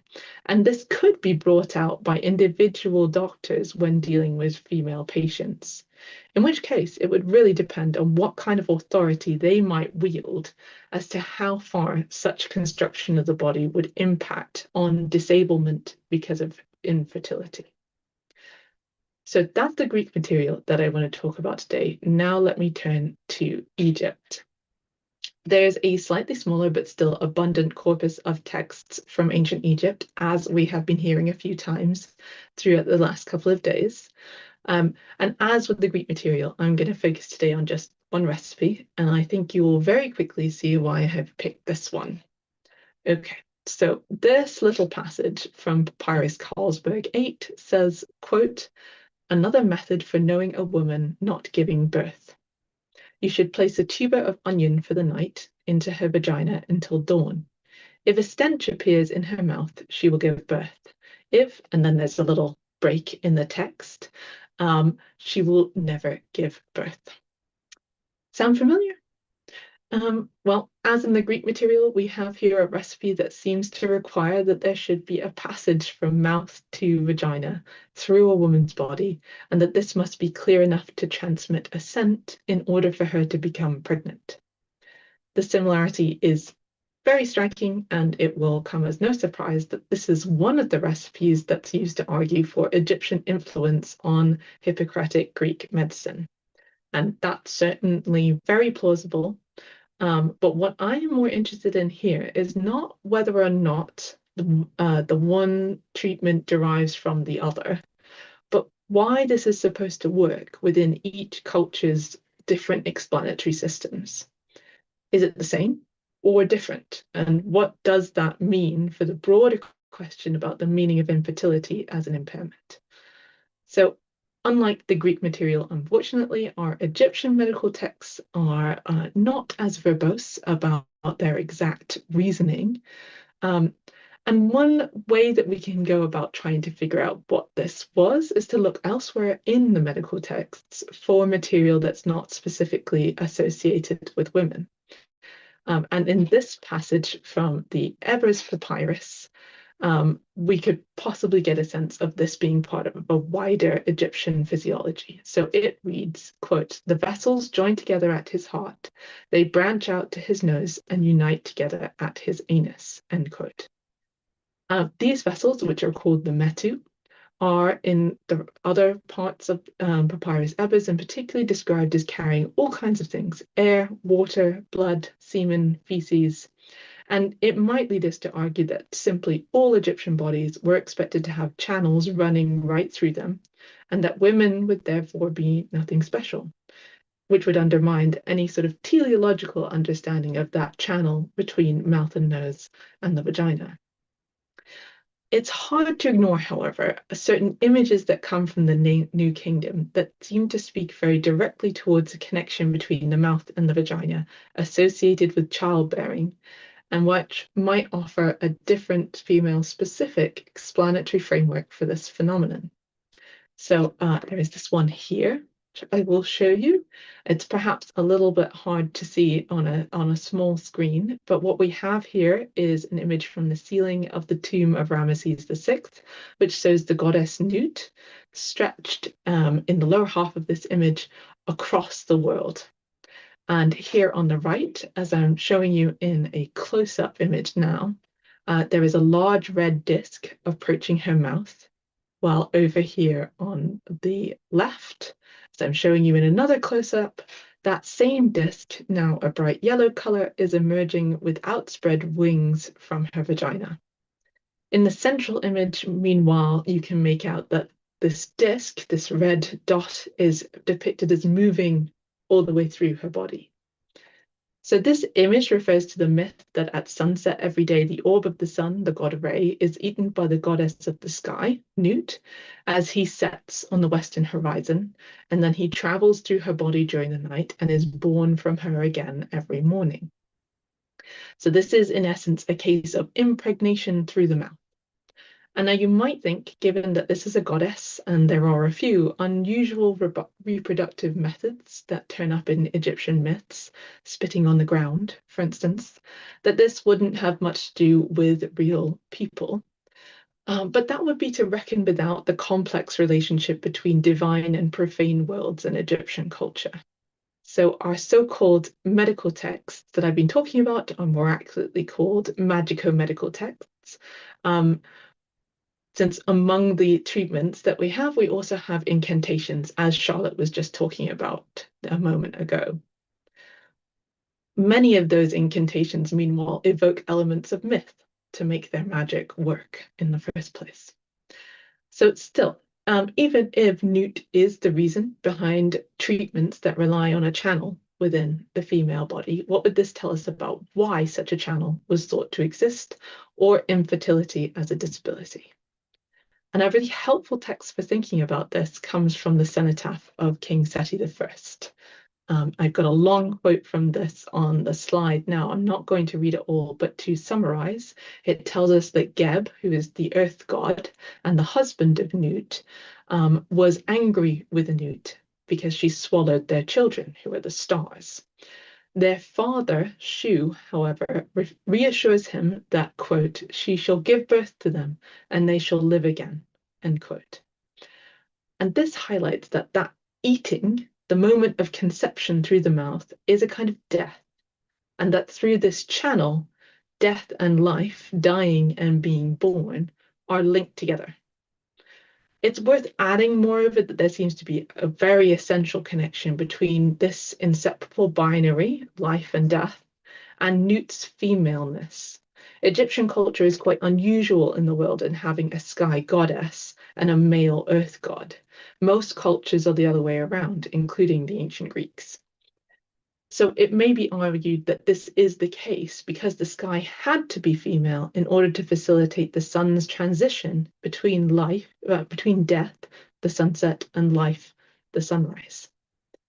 So if we return now to human women, we may suggest that that channel might function in a symbolically similar way. It's a sort of potentially a portal, if you will, that is pointed towards life-giving, but has to preserve that connection between the area of death, making it at least magically important for the activity of childbearing. What's really crucial to point out now is that in suggesting this, it's not the same as claiming that there is an explicit teleology to Egyptian medical sources. I'm speculating about a connection, but there's nothing, as I've said, in the magical texts themselves that explicitly lays out that this is why a woman's body is structured in this way. Nevertheless, there is this cosmological framework. The stories and the images of Nut are out there and might easily be interwoven into the way that treatments might be delivered by practitioners to their patients. And physicians in ancient Egypt might also have been priests very frequently. And this final thought kind of brings us round to essentially the same point that we came to regarding the ancient Greek material. The necessity for a relational interface, a personal encounter that draws out the potentials for teleology from the source material. So in the next stage of my dissertation research, therefore, what I'm looking to do is delve more into who these practitioners were and whether the authority that they wielded could have created disabling conditions. That's all I have time to talk to you about today. Thank you so much for listening. I look forward to your questions. Thank you so much, Jasmine. Very fascinating. You showed us so many aspects already of what seems to be a very large study that is still ongoing. And also, it's nice to see how you make it personal, how you said that you want to make people aware of disability in modern and ancient world. So thank you very much. That was all very interesting. Let's see if we have any questions or comments.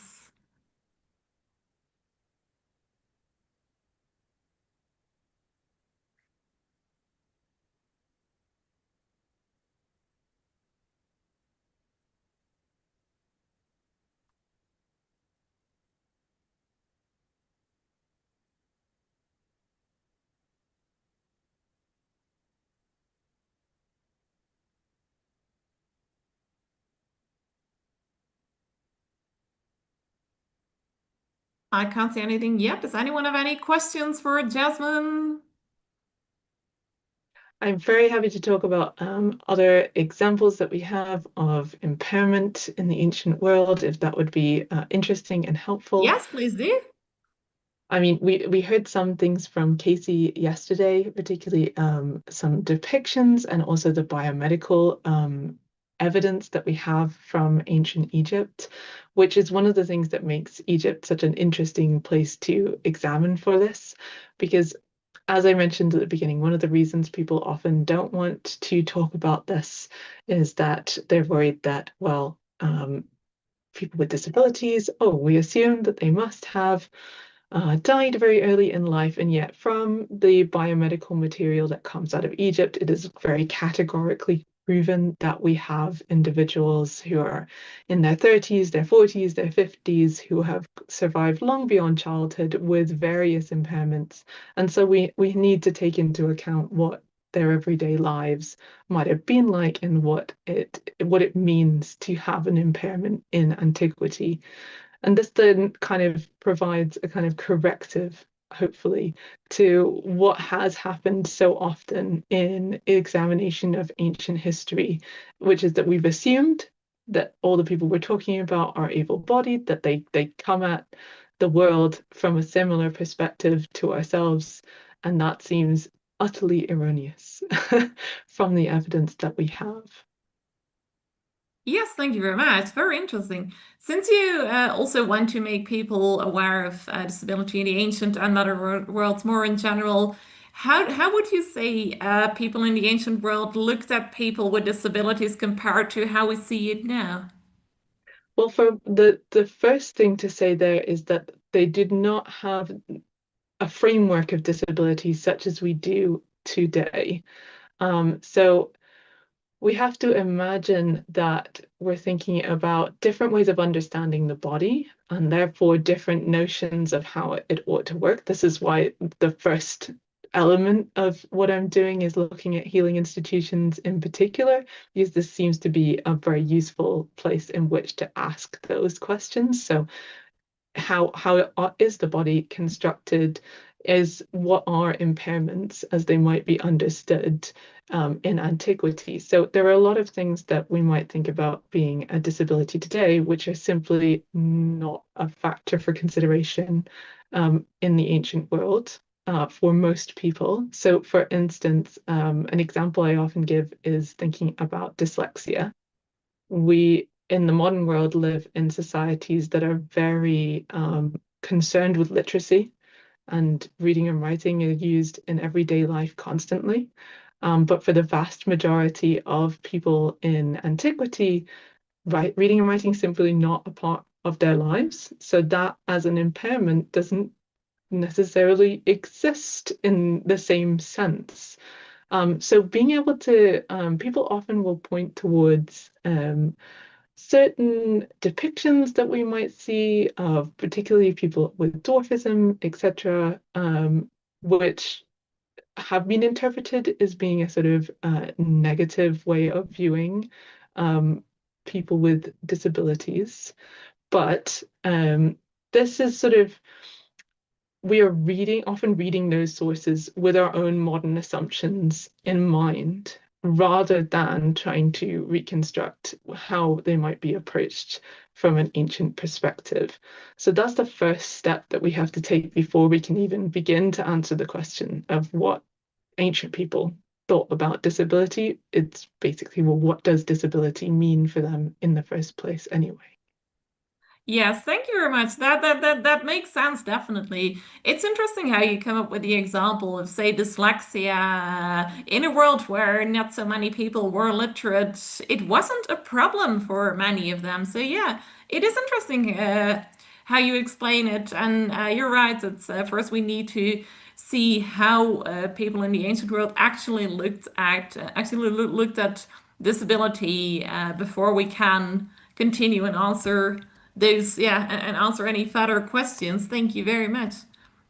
Let's see if we have any further questions.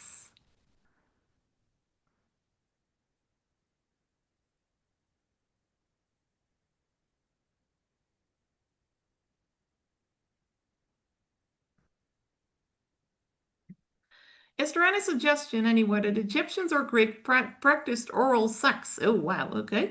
Might this belief in the gods suggest that ingesting salmon would be a good thing to do? There certainly is reference to this. I'm afraid I'm not as familiar with the source material as I would like to be. It's literally on my to read list that I found recently was an article that is about oral sex in ancient Egypt in particular. People certainly speculate that that is kind of a reason why this could be there. I think it's difficult since we don't have any references, as far as I'm aware, to any living human woman actually conceiving through that process. It turns up in myth, as you said, and also in sort of what we would call fictional stories, but not ever in any medical text, for instance, saying something like, and if you have a patient, if you have a woman who has conceived through her mouth, this is what you do. That never turns up. So I would suggest that even though there's this idea of that connection between mouth and vagina, that it's unlikely that that they actually thought that this would be a viable method of conceiving a child, but that they could be that particular sexual act could still have been could have had symbolic value because of this broader mythical structure. Thank you very much. I hope that answered the question. I do see a few more questions, but I'm afraid we do have to move on to our next speaker because we still have quite a few presentations coming up afterwards. Thank you so much, Jasmine. That was fascinating, and best of luck going forward with your research. Thank you so much.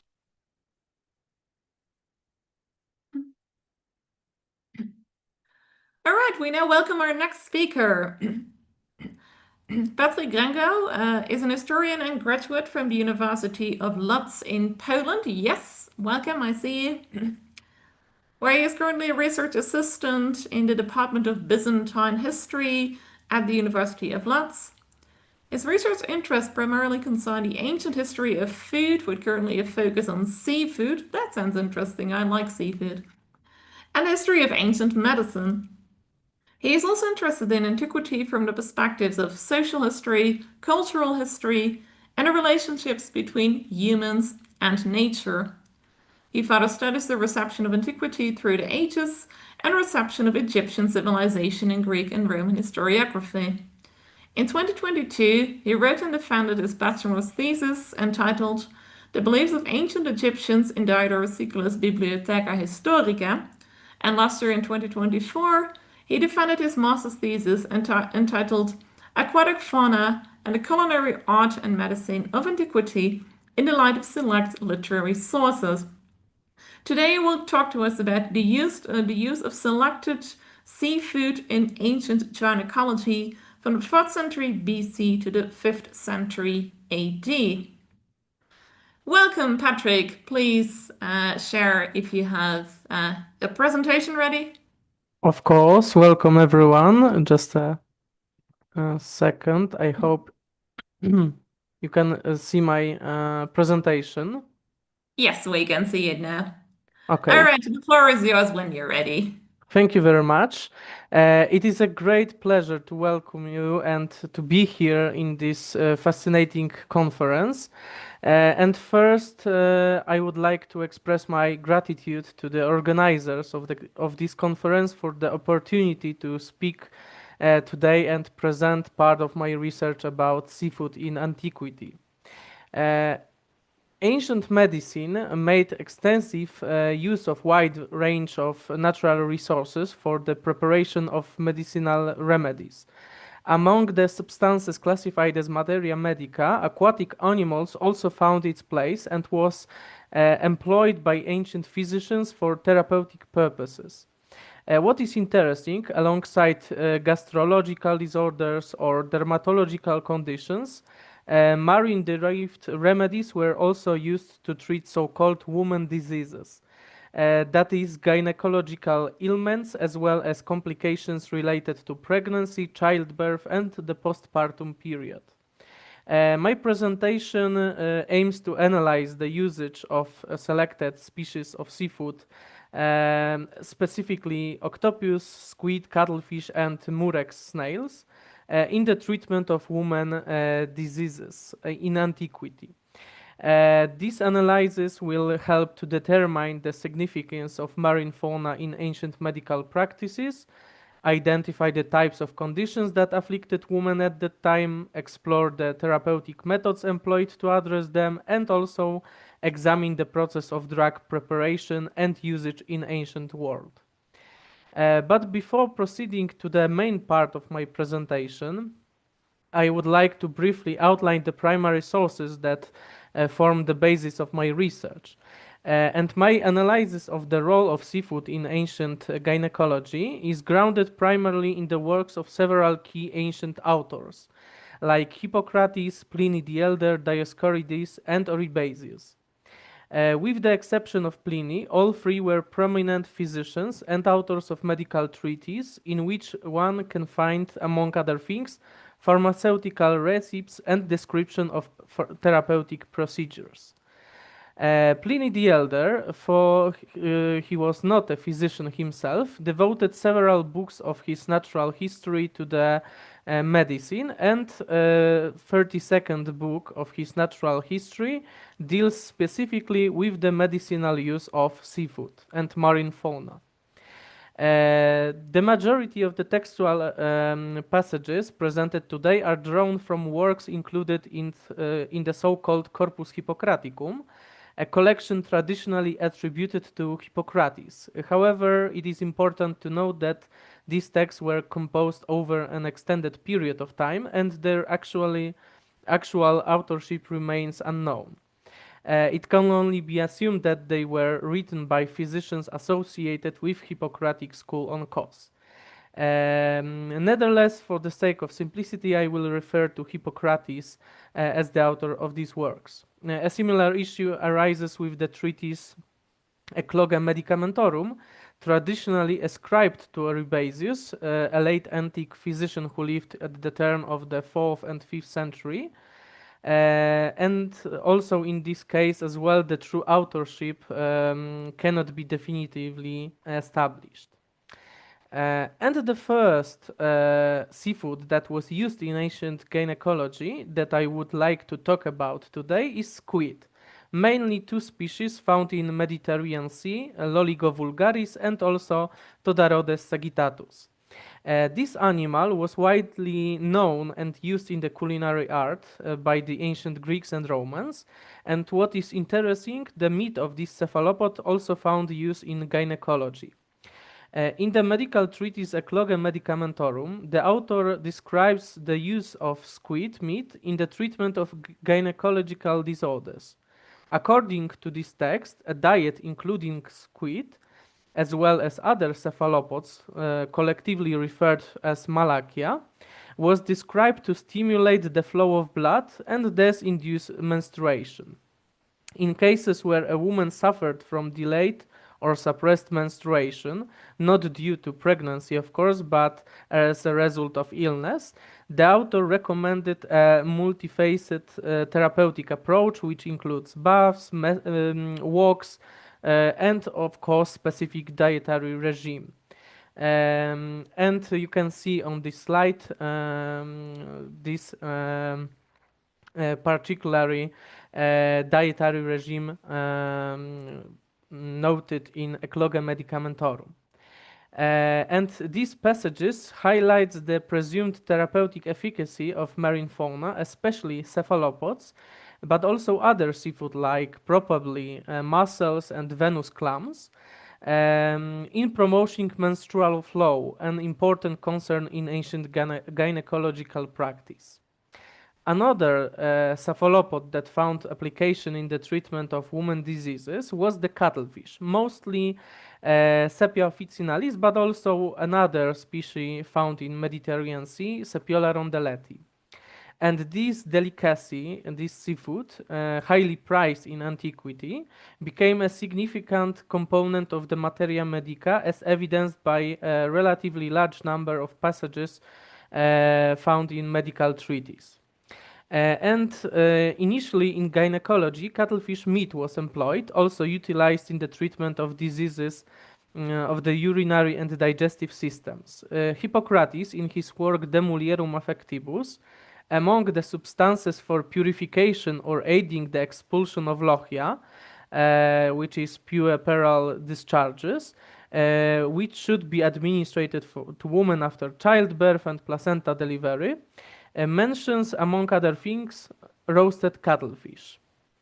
Furthermore, in De Mulierum Affectibus, the physician from Kos, when describing the ailment of uterine os displacement, causing difficulties in conception, alongside various therapeutic interventions like, for example, fumigation, steam baths, or manual reposition of the os to its correct position, recommends that patient consume, among other things, octopuses and small cuttlefish boiled in wine and oil. Similar to the case of squid, cuttlefish meat was also recommended by the author of Ecloga Medicamentorum to women suffering from delayed or suppressed menstruation, as he believed that the consumption of Malakia would stimulate the blood and inducting menstrual bleeding. Similar to cuttlefish meat, also cuttlebone, known as ossepia, the internal skeleton of the cuttlefish, a flat plate primarily composed of calcium carbonate, has also been used in the treatment of diseases of the female reproductive system. In the work De Sterilibus, the author included a recipe for vaginal suppository, which was applied when a pregnant woman experienced menstruation. And of course, it should be noted that the menstrual bleeding does not occur naturally during pregnancy, and it was mostly likely a symptom of pregnancy pathology, like, for example, placenta previa or premature placental abruption. And to prepare such a suppository, dried donkey droppings, red ochre, and cuttlebone were to be finely ground, and the resulting powder was to be placed in a cloth shaped into a suppository and applied into vagina. This prepared and applied medicament was probably intended to stop unwanted menstruation, but due to the lack of research in this area, medical research, it is impossible to determine the effectiveness of such therapy. In the Superfoetatione, the author recommends using cuttlebone to prepare a remedy employed in case of uterine prolapse. This medicament was to be formulated from powdered cuttlebone combined with wine. Unfortunately, we don't know what specific kind of wine, but we know that the author omits the specification of the proportional constituents. The prepared remedy was to be applied to the genitalia using hair and or wool. Presumably the uterus was to be smeared with the ointment. However, the text lacks information on the specifics of the drug application. In another treatise from Corpus Hippocraticum, De Mulierum Affectibus, the application of cuttlebone in gynecology also appears to be described. The author of the work provides 2 recipes for suppositories for a pregnant woman. And in both fragments, among ingredients needed to make this pharmaceutical, ostracon is mentioned, and this polysemens term can denote, among other things, snail shells, bivalve shells, and cuttlebone. It is therefore likely that cuttlebone was also used to make these suppositories, described in De Mulierum Affectibus. However, depending on the availability of products, it was perhaps used interchangeably with snail and bivalve shells. In the first of the receipts, the author of De Mulierum Affectibus recommends burning cucumber seeds and ostracon and then dissolving the ashes in wine. The prepared mixture was to be applied on her hair or a piece of wool and inserted intravaginally. Unfortunately, the author does not specify in the recipe in what cases this drug should be used, but based on the passage preceding the discussed fragment, we can assume that this suppository was to help a woman expel the placenta or the fetus.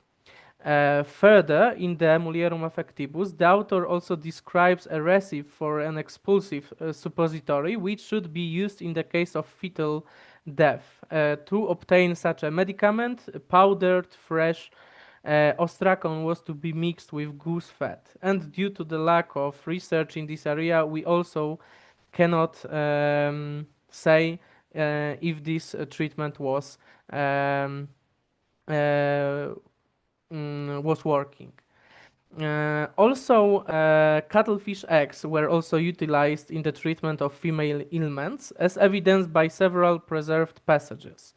Hippocrates in De Mulierum Affectibus indicates that cuttlefish eggs were a component of a medicinal concoction to be administered orally to women to expel the placenta, induce abortion, or stimulate menstruation. This mixture was prepared from 5 beetles of the family Meloidae, known also as cantharid beetles, with their wings, legs, and heads removed, most likely crushed, of course. Also with water chestnut, which was to be ground with an equal quantity of chamomile, celery seeds, and 15 cuttlefish eggs. All these ingredients were to be mixed with sweet diluted wine and given when the patient experienced pain. An almost identical formula we can find in another work of Hippocrates, De Natura Mulierbi. Hippocrates describes a very similar prescription to the above in another fragment of De Mulierum Affectibus, with the difference being the route of administration and form of medicine.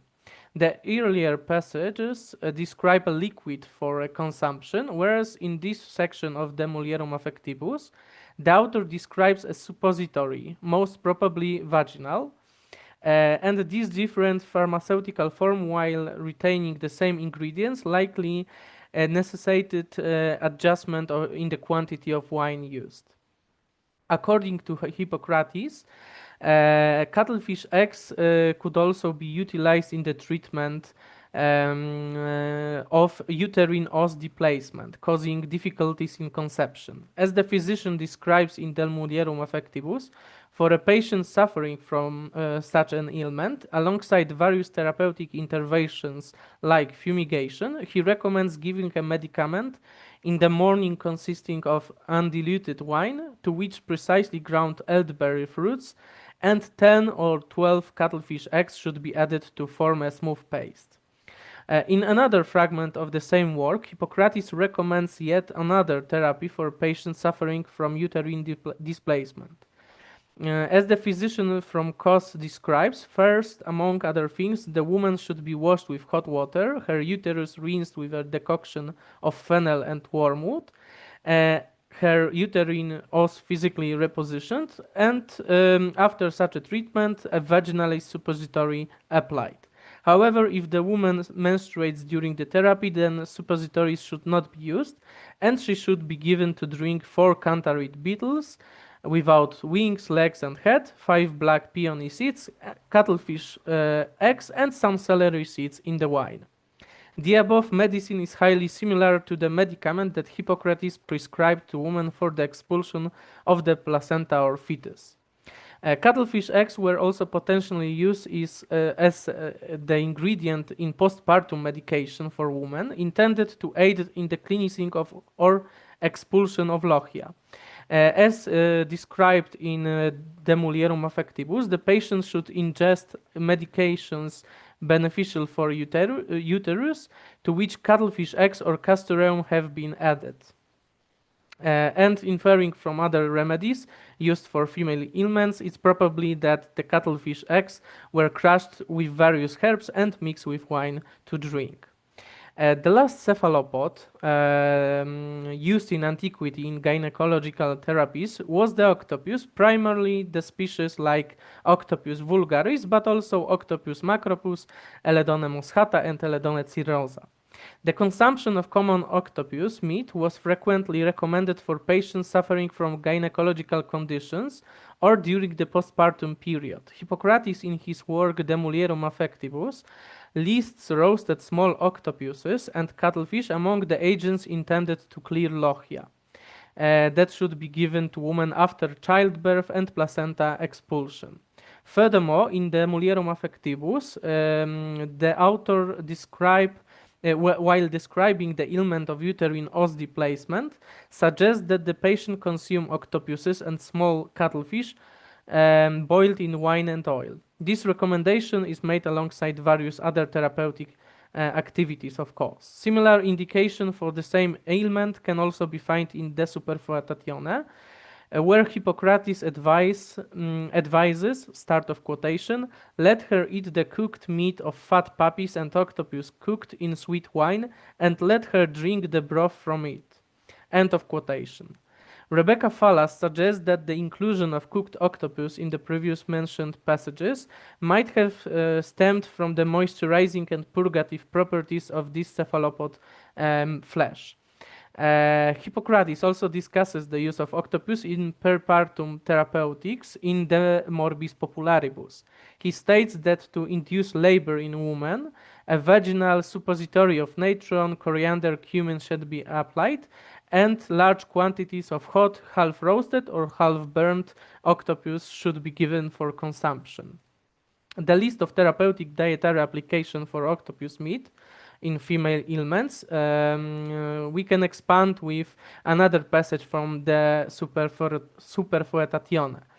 Hippocrates describes various concoctions intended to quickly induce menstruation, among which he includes beaten octopus to be consumed as follows. Start of quotation. She should eat softened by beating octopus and likewise swallow celery and asparagus seeds and drink white wine 3 times a day on an empty stomach. End of quotation. This diet rich in celery seeds, asparagus and octopus was intended to induce menstrual bleeding in patient likely suffering from primary or secondary amenorrhea or menstrual cycle irregulations. And the final seafood, whose application in ancient gynecology is confirmed and I would like to talk about today, is purple shell snails, also called murex snails, possibly known to you by their Greek name Porphyra and Latin Purpura. These refer to 3 species of marine gastropods, Hexaplex trunculus, Thais hemastoma, and Bolinus brandaris. And as the Pliny the Elder states in the first 32nd book of his natural history, the ash of murex shells, when combined with honey, was considered an effective remedy for breast pain in women. This pain can be attributed to various factors, including hormonal fluctuations during menstruation, mastitis, or milk stasis. And this ointment was intended for topical application, specifically for anointing the afflicted breasts. Dioscorides, in turn, recommended the use of another part of murex snails, the operculum, which is a cancerous structure formed by snail to completely or partially close the aperture of its shell. And in the treatment of due to Dioscorides, it should be also used in the treatment of female ailments. And this part of the snail was believed to assist women suffering from so-called uterine suffocation and also to aid in the expulsion of the placenta after childbirth. For this purpose, fumigation was to be employed. The woman's genitalia organs were to be sensed with smoke produced during the combustion of murex opercula, perhaps only externally or perhaps by introducing smoke into vagina. And to conclude my presentation, as you have heard during my presentation, seafood was used in the treatment of women diseases, in ailments associated to the functioning of the female reproductive system or during pregnancy and postpartum. Medicines containing marine products were administered for various purposes, including the induction of menstruation, the expulsion of placenta, the termination of pregnancy, the cleansing or discharge of lochia, treatment of uterine prolapse and female infertility, as well as for the management of hysterical suffocation. Therapeutic practices involved not only the consumption of the flesh of seafood, but also made use of various anatomical components, such as ossepia and operculum, and substances produced by these creatures like eggs. During therapy, seafood was usually consumed as part of therapeutical diet, but also in the form of liquid medicines for drinking. But also seafood was, from seafood they made suppositories, ointments, and it is impossible, unfortunately, to for now, of course, to study the efficacy of the described medications or therapies. Unfortunately, there is a lack of research in this area, but I hope in the future it will change. Thank you very much for your attention. Thank you very much, Patrick. That was very interesting. I already see a question here. What are the cultural associations around seafoods that might have made it suitable to include in gynecological recipes? Yes, thank you very much for this question. Probably culture also have some impact on the usage of seafood in gynecological treatment, because as you know, or maybe not, also in antiquity, seafood was considered as aphrodisiacs, as animals especially sacrificed to Aphrodite, the goddess of love, of sexuality, and so on. So probably also because of that, they were used to, for example, problems with infertility of women. So yes, probably cultural also was very important in the usage of seafood in ancient gynecology. Thank you very much for this question. Thank you. I would like to ask something as well. You mentioned the hair of a hare a few times. Why a hare and why not other animals? It's a good question. Probably, mm, I don't know specifically why this hair, not other hair of other animal. Probably it was. Mm, hmm, it's a good question. Just But something I thought. unfortunately, I didn't find the answer for that in this medical treatise. So, thank you very much for that, and I will check it soon. All right, thank you. It's just something that came up in my mind when I saw a few times the hair of a hare, that I was wondering why the hair. Thank you. I see Maybe another also question. because it's comfy and pleasant to touch. Maybe I don't Yes. know. All right. Yeah, that would make sense.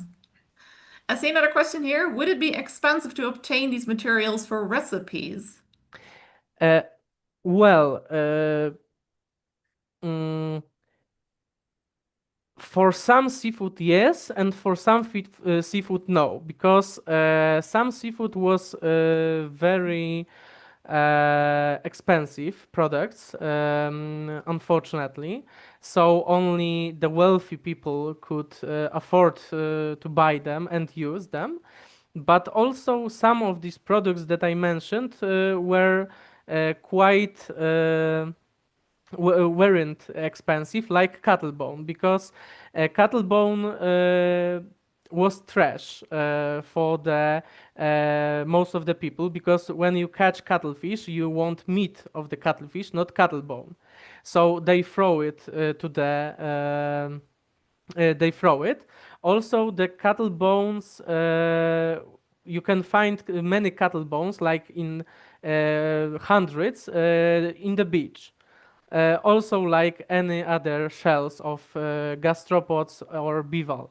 So, shells and cattle bones weren't expensive. They were quite cheap, but meat of the seafood was quite expensive, and only upper class could afford that. Yes, thank you. I see another question in the YouTube chat. I think octopus, etc., are very high in iron. Did the ancients have any awareness of anemia and the effects of iron-rich food? Oh, that's interesting. Hmm. Very interesting question. To be honest, I didn't find any of this information, but also I didn't focus on that, so can't answer the question. But thank you very much. I will check it also. Perfect. And then one last question here in the YouTube chat.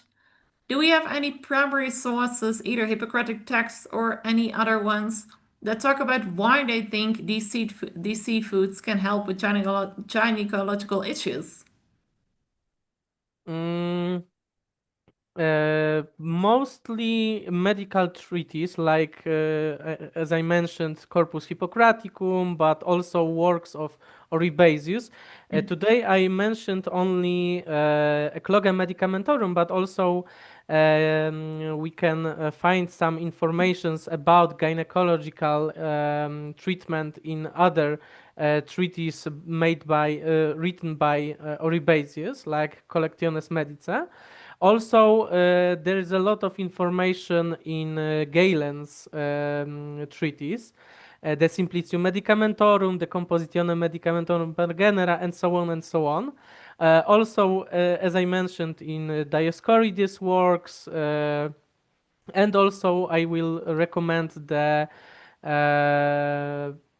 text of Athenaeus of Naucratis, De Hypnosophistae, because some of the information about dietary treatment due to gynecological ailments we can also find in this work. But of course, it's not the main purpose of this work, so it's very just few informations. But mainly, when you want to look for that information, you should check Galen first. Also Corpus Hippocraticum, Oribasius, and late antiquity and early Byzantine doctors, like for example Paulo Vegina also. So there is a lot of text where we can find such an information. Sounds like quite a lot. Yeah, that's good. I hope that answered the questions from the people in the chat who had questions. Fascinating research. Thank you so much. Thank you very much. Best of luck going forward. Let me check one more time if we have any final questions, comments here. No, I can't see anything. Would you like to add anything more? No. Thank you very much for the attention. All right. Thank you so much. Yeah, and best of luck going forward with your research.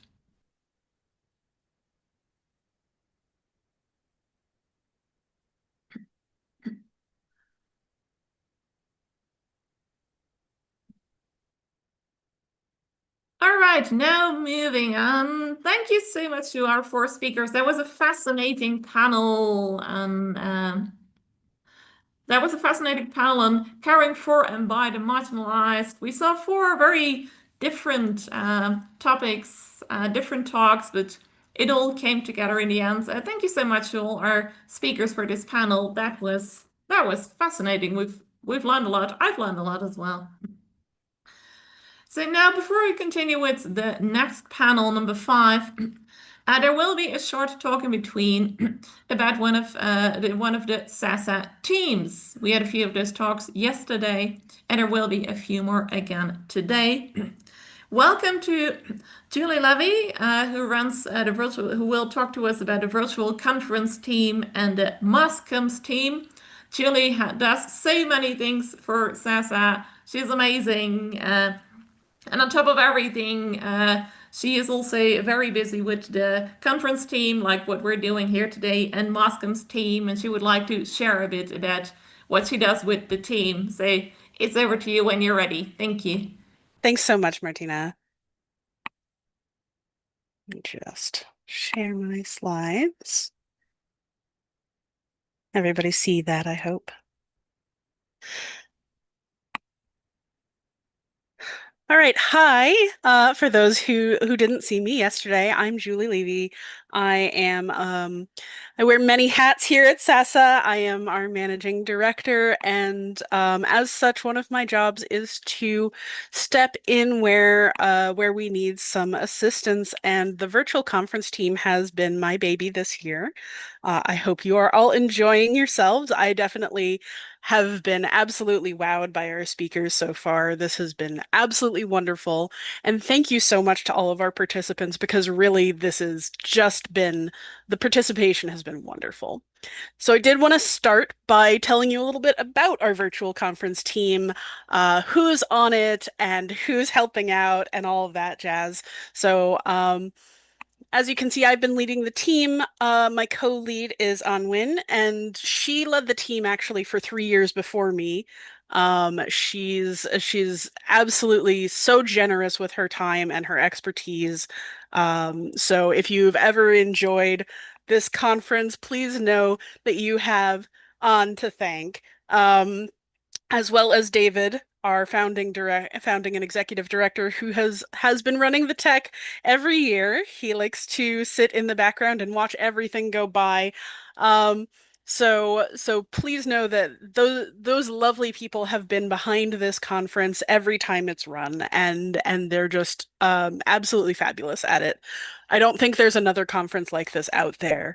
Not something that is both academic and aimed at the public and free to access online. So what we are trying to do to bring all of this to you, we want this to spread. We want other people to join us in this movement of making academia more accessible, making ancient studies more accessible, and generally giving you around the world in whatever profession, age group, demographic that you're in, access to what has been traditionally locked up in the ivory tower. Um, so we do have a wonderful team of volunteers and translators. Right now, our volunteers are Alison Cayetano and Billy McCarthy, who have done just an excellent job setting up all of the background stuff, working with our partners, making sure that we have the right designs to go forward, making sure that you can find out about us via advertising and social media. And working with other teams within SASA. We also have two current translators who are kind of coordinating a bunch of translators who come and go on SASA. That's Susana Vega, who has been dealing with our Spanish translations, and Rahma Al-Mari, who has been dealing with our Arabic translations. And we do hope to build on both those languages in the future, as I briefly mentioned yesterday. We also want to shout out our live moderators for this conference who have been doing just an excellent job. Yesterday morning, we had Esther Brown, who is my assistant as manager, and then Martina, who has been shepherding us lovely through this morning. And later today, you will see Parthika and Habiba, who are just absolutely fabulous, stepped in at the last minute, but they are consummate hosts. They run all of our live events along with Lauren Kubosh, and they have been doing just a fabulous job. So please, everybody, do thank them for the work that they are doing, keeping this conference running. If you do have any questions or concerns about this conference, if you want to become a participant in this conference, you can always email us at conference@saveancientstudies.org any time of year. We will check that email, we will get it. So please, if you have an interest in being a part and you don't see how to join normally, that is always available. We are already planning next year's conference. We know what we are going to do. We want to do fashion forward interdisciplinary approaches to ancient apparel. So that's going to cover anything from ancient, ancient fashion, ancient armor, amulets, shoes, anything that's along those lines. We're going to be really looking for papers from around the world, because fashion is something that changes constantly, and that's something that we love to see. We love to see it now. We love to see it then. I would not be surprised to get a paper just on the outfits of Osiris, because if you've ever looked at depictions of Osiris, he has some taste. So like we could see so much here. There are hairstyle historians who've recreated Roman matrons' hairstyles. There are material historians who work on armor, just all kinds of things. I'm very excited about this idea. We do already know we have planned dates. So next July, it'll be the 19th and 20th. It'll again be a Sunday and a Monday. And the call for papers will probably go out in early 2026. But the registration will be open as soon as we can get the website ready. So this is upcoming. Just looking into the future of the conference, we will, of course, bring in new volunteers. We will bring in new new presenters and new moderators. It's a new thing every year and the same thing every year in a very wonderful way. So I do encourage you, if you enjoy this format at all, if you like the topic of ancient fashion at all, please do think about registering, keeping an eye on our conference page. And if you have ideas, if that sparks a thought for you, start thinking about what you might present, because we love to see it. We love to have a wide variety of options for our presentations, and we're very interested in a worldwide view. So every virtual conference is streamed with partners across the internet. We would like to give a special thank you to those streaming partners where you are probably watching us today. So we, of course, do stream on SASA's own YouTube and Twitch and so forth.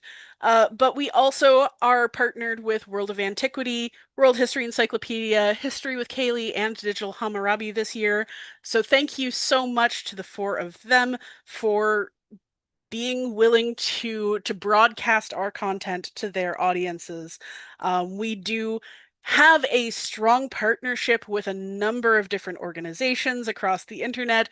We are trying to make as big an ancient studies tent as possible.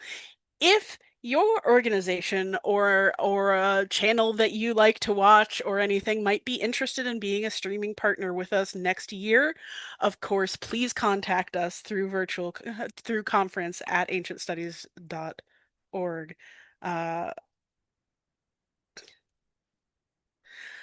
I also wanted to turn some attention onto our mass communications team, where I am very temporarily in charge, but they've given me the task of presenting on their behalf. So our mass communications team is how you hear about what's happening in SASA if you don't catch it on social media.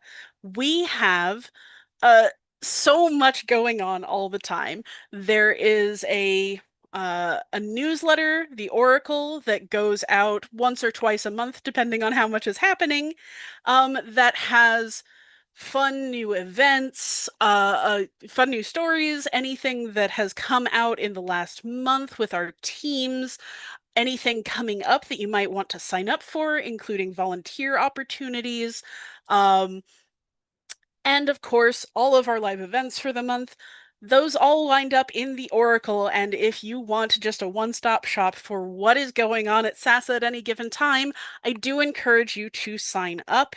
You can go to our website and click the sign up link. I highly encourage it. The Oracle is very well produced and very informative. In addition, we have a number of mailing lists, depending on who you are and what you would like to be included on. We have mailing lists that go specifically out to educators of various kinds, to university administrators, to partners who might want to be involved in an event. Because we do have events where we bring in, for instance, a bunch of our ancient partners to talk about fun topics, especially during our fundraiser events. The birthday bash in spring, I think it's in April, March or April. I can't remember quite what we decided on for next year. And our Halloween bash, obviously, at the end of October. So we do have a lot of different mailing lists, and you can contact us to let us know if you'd like to be included on any particular mailing lists, to hear more targeted information than just our newsletter. And finally, I wanted to talk about our blog, because we do have a very active blog. We've had a lot of posts going out, and right now, the latest one is about our Archaeo Gaming summer season. So we do have a live Archaeo Gaming team that that plays video games with ancient studies content, brings on experts to talk about it, and you can come watch me and my good friend Kieran Acquisto talk about Outer Wilds for Saturdays in August. We did start that in in June. So if you wanted to not be spoiled, I'd say go ahead and play it now or go catch up on our streams from then. All of the streams are always kept on YouTube and kept on Twitch for as long as they'll let us. So that's the latest blog post, is talking all about our Archeo gaming summer season. And then we also have blog post, well, one about this conference. We have posts about our interns and new volunteers. We have blog posts talking about news out in the world. We're looking at having some news posts soon about the state of ancient studies departments across the US under the current administration.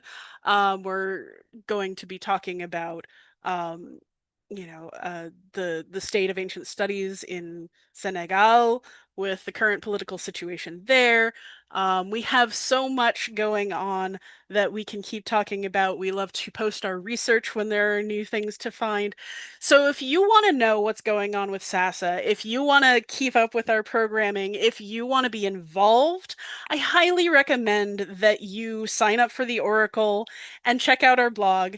Our volunteers and interns on the mass communications team are so hardworking, and they're excellent writers. We've actually considered renaming this the writing team, because we do so much writing to try and get as much information to you in as digestible a piece as possible.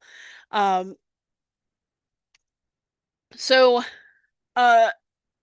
did want to turn my attention just at this point to some wider SASA thank yous. Thank you to these organizations which we have partnered with and gotten grants with in the past. So the New Jersey Council for the Humanities has allowed us to build some wonderful Archeo gaming education models. The NEH was helping us with some of that as well. We have worked with the SBL. World History Encyclopedia, of course, is a long-standing partner with us, and we do love them so much. UNC Chapel Hill, Gladys Kriebel-Delmas Foundation helped us out with the conference last year. Save Space Alliance and the SCS. SCS often helps us with our reading groups, which are really great value. We get in experts, and we're able to provide those classes for free because of these grants from places like the SCS and the Delmas Foundation, and Humanities for Public Good. So thank you so much to all of our partners who have ever given us grants, and all of our partners who share our information and spread the word of saving ancient studies. And finally, thank all of you. You have all been participating in saving ancient studies just by being here, and it really is quite important. And we are very grateful for your attention, for your care, for your interest. And I have to say, if any of you have a few dollars to spare, you can help Save Ancient Studies even more directly by making a donation to saveancientstudies.org/donate. If you choose to become a recurring donor, there are donor events and special prizes that you can be eligible for throughout the year, and particularly during our fundraising events. And every small donation helps so much, because we are funded largely by people like you. Thank you so much, and I hope that you enjoy the rest of this afternoon's conference. And don't forget, we do have a social hour happening after the end of the conference. If you RSVP, you will get a Zoom link, and several of us, I think, will be there to chat and answer questions about SASA if you'd like. So thank you so much.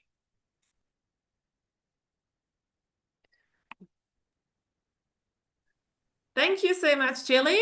I already love the idea for the conference next year, fashion and such. Yeah, that's great. And thank you, of course, for everything you do. Like I said, Julie does like a million things for SASA all the time, and we're so grateful for everything you do. So thank you so much.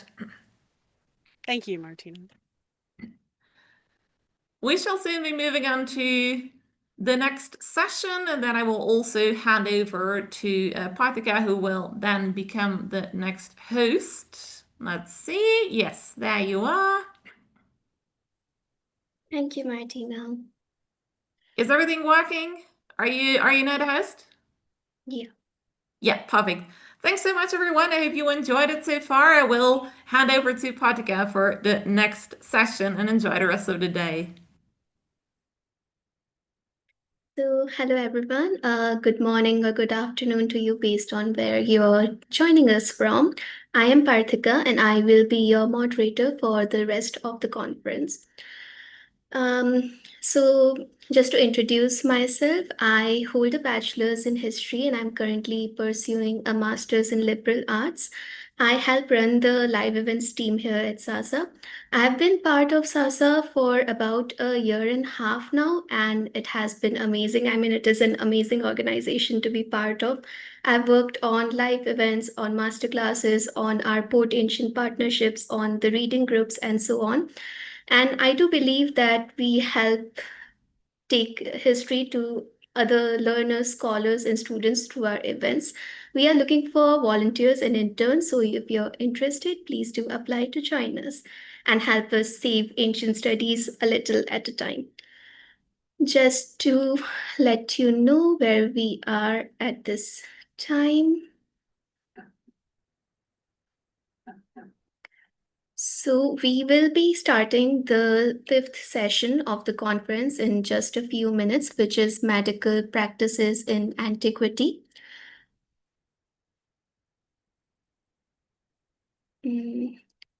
Just give me a moment. Now, as you know, most of our work, including this conference, is done by unpaid volunteers. So if you're able to, please do donate to us. You can also purchase the books that are featured in our book clubs from our bookstore. 10% of the proceeds go to SASA then. And you can also check out our merchandise on our bazaar. Unfortunately, the presenter who was supposed to present right now will not be able to join us. So we are going to take a coffee break till 2:30 p.m. and we will be back then. Thank you.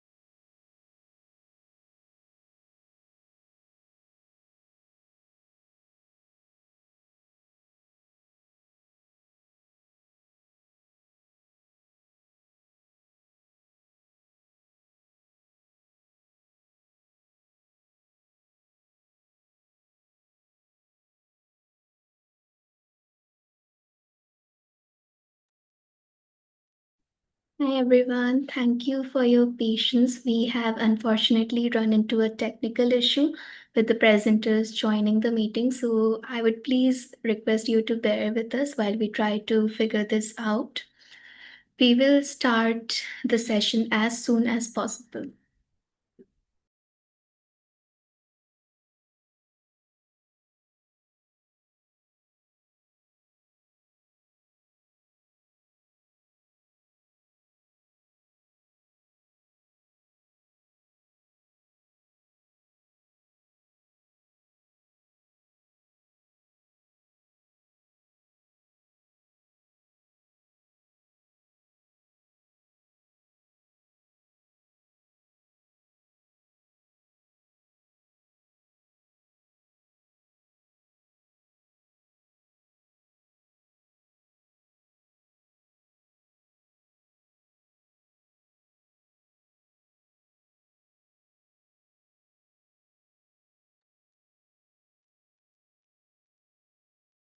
Thank you for your patience again. I'll now invite Shrangi Mishra to share her paper on From Tradition to Technique: Rise of Surgery in Ancient India. Shrangi is a passionate researcher and storyteller deeply drawn to the richness of ancient history. As a PhD scholar in ancient Indian history and archaeology at the University of Lucknow, Shrangi doesn't just see history as a collection of events but as a living narrative that continues to shape our present. Shrangi's curiosity has always led to uncovering the stories behind places, people, and things, making history more than just a subject. It is an emotion, a way to connect with the past on a deeper level. Beyond academia, Shrangi believes in the power of curiosity, novelty, and continuous learning. Writing and content creation allows her to express their thoughts and share knowledge. Thank you. I'll now hand it over to Shrangi.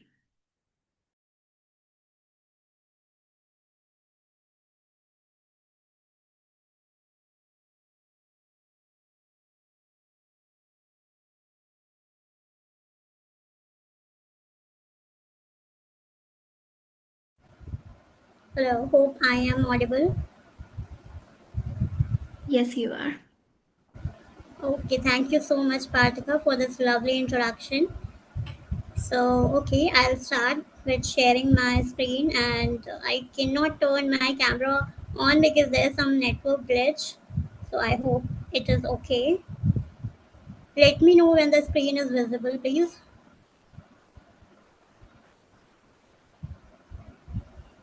Yes, please go ahead and share it.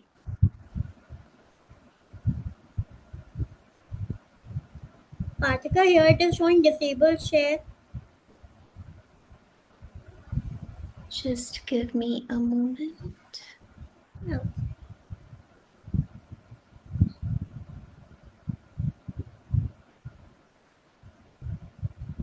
Yes, please try now. okay. Yeah,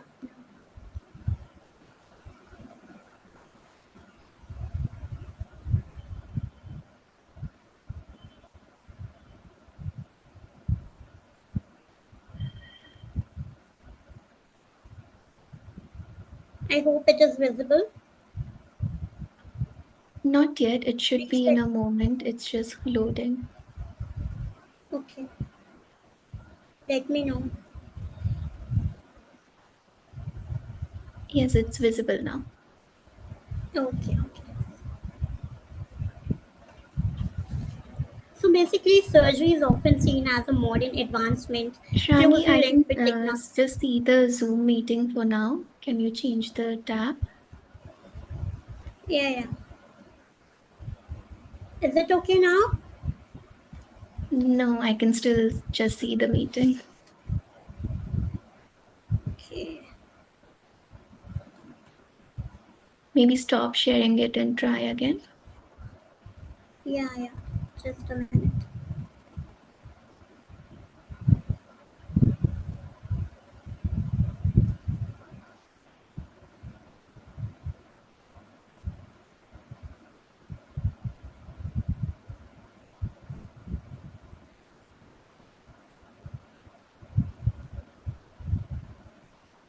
Is it now visible? Still can only see the meeting. Oh my god. Maybe you're selecting the wrong tab to share. Let me try once more.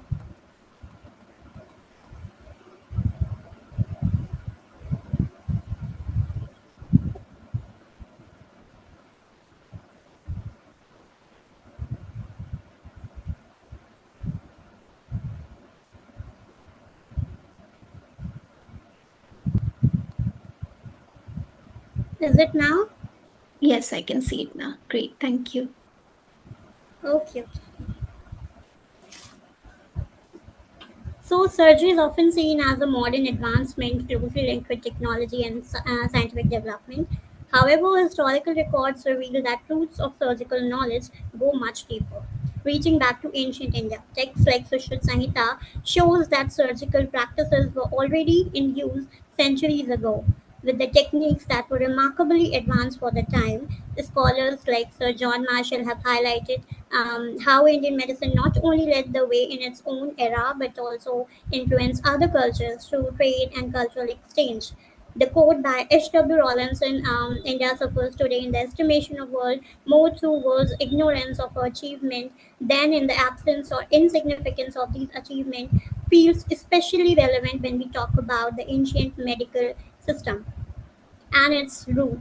India has always been known as a land of knowledge where wisdom is not just gained but worshipped. We often refer to shloka, which is in Sanskrit, which is pronounced as Vidya Dadati Vinayam Vinyadiyati Patritam Patratudan Maploti Dhanadam Tatha Sukham, which means knowledge gives humility, humility leads to character, character brings wealth, wealth allows righteousness action, and righteousness leads to happiness. This is perfectly reflects how deeply knowledge has been valued in Indian thought. But when we talk about India's medical tradition, knowledge has been valued in Indian thought. When we talk about medical tradition, especially Ayurveda, it is important to recognize that it has had a major influence on global wisdom. Yet, despite having one of the most detailed and well thought medical treatises in the world, India's contribution are often overlooked, mostly because people either do not understand them fully or because there has not been a continuous tradition of reasoning and documentation. Today, studies about the ancient medical system of different civilizations are gaining attention, but now the timeline of how Indian medical knowledge evolved is not clear. Key question remains unanswered, like how the Indus Valley people who practices surgeries like trephination later shifted towards more religious belief in the Vedic period, and how the system eventually moved towards a more scientific and rational understanding that led to the work like Sushruta Samhita and Charak Samhita, way certain and how these certain changes happen, how people's understanding shaped those practices and what it meant for the medical science of that time. I would not be trying to give final answers to this complex question. Instead, I will present some possible explanation that might help spark further research and open up new perspective on the subject. Well, the scope of the study or the journey of surgery starts from Stone Age to Gupta Age. In protophase or in pre and protophase, trephination or the practices of making holes in the human skull by cutting, scraping, or drilling, sometimes removing a piece of skull, has been carried out since ancient times. It often considered as one of the earliest form of surgical practices known to mankind. What makes trephination particularly fascinating is that it was not just limited to region or civilization. Evidences of this practices has been found across the continents, from North and South America to Europe, Asia, and Africa. The first recorded description of refined skull dates back to 1839 and is credited to Samuel Morton. However, it was Paul Broca who provided a detailed analysis of a refined skull from Peru that brought deeper insight into the subject and eventually led researchers to explore the similar practices in all over the world. Well, in India, and the archaeological evidences of trephination ranges from Neolithic to early historic period. One of the most remarkable discoveries comes from Buzoham in Kashmir, where A.R. Sankyan and G.H. Weber unearthed a female skull aged around 26 to 30 years, showing 11 trephination marks. Nine of them made while she was alive, and two after death. Sign of healing suggests that she survived many of those procedures. From the Harappan sites, Lothal in Gujarat presents further evidences excavated by Sarkar and Roy Chaudhary.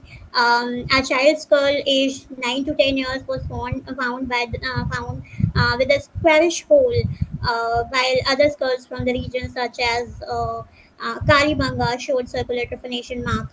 Another significant comes from the Iron Age site of Muski in Karnataka, where Sarkar reported a megalithic skull referred to as M30 and two circular holes placed on either side of the skull.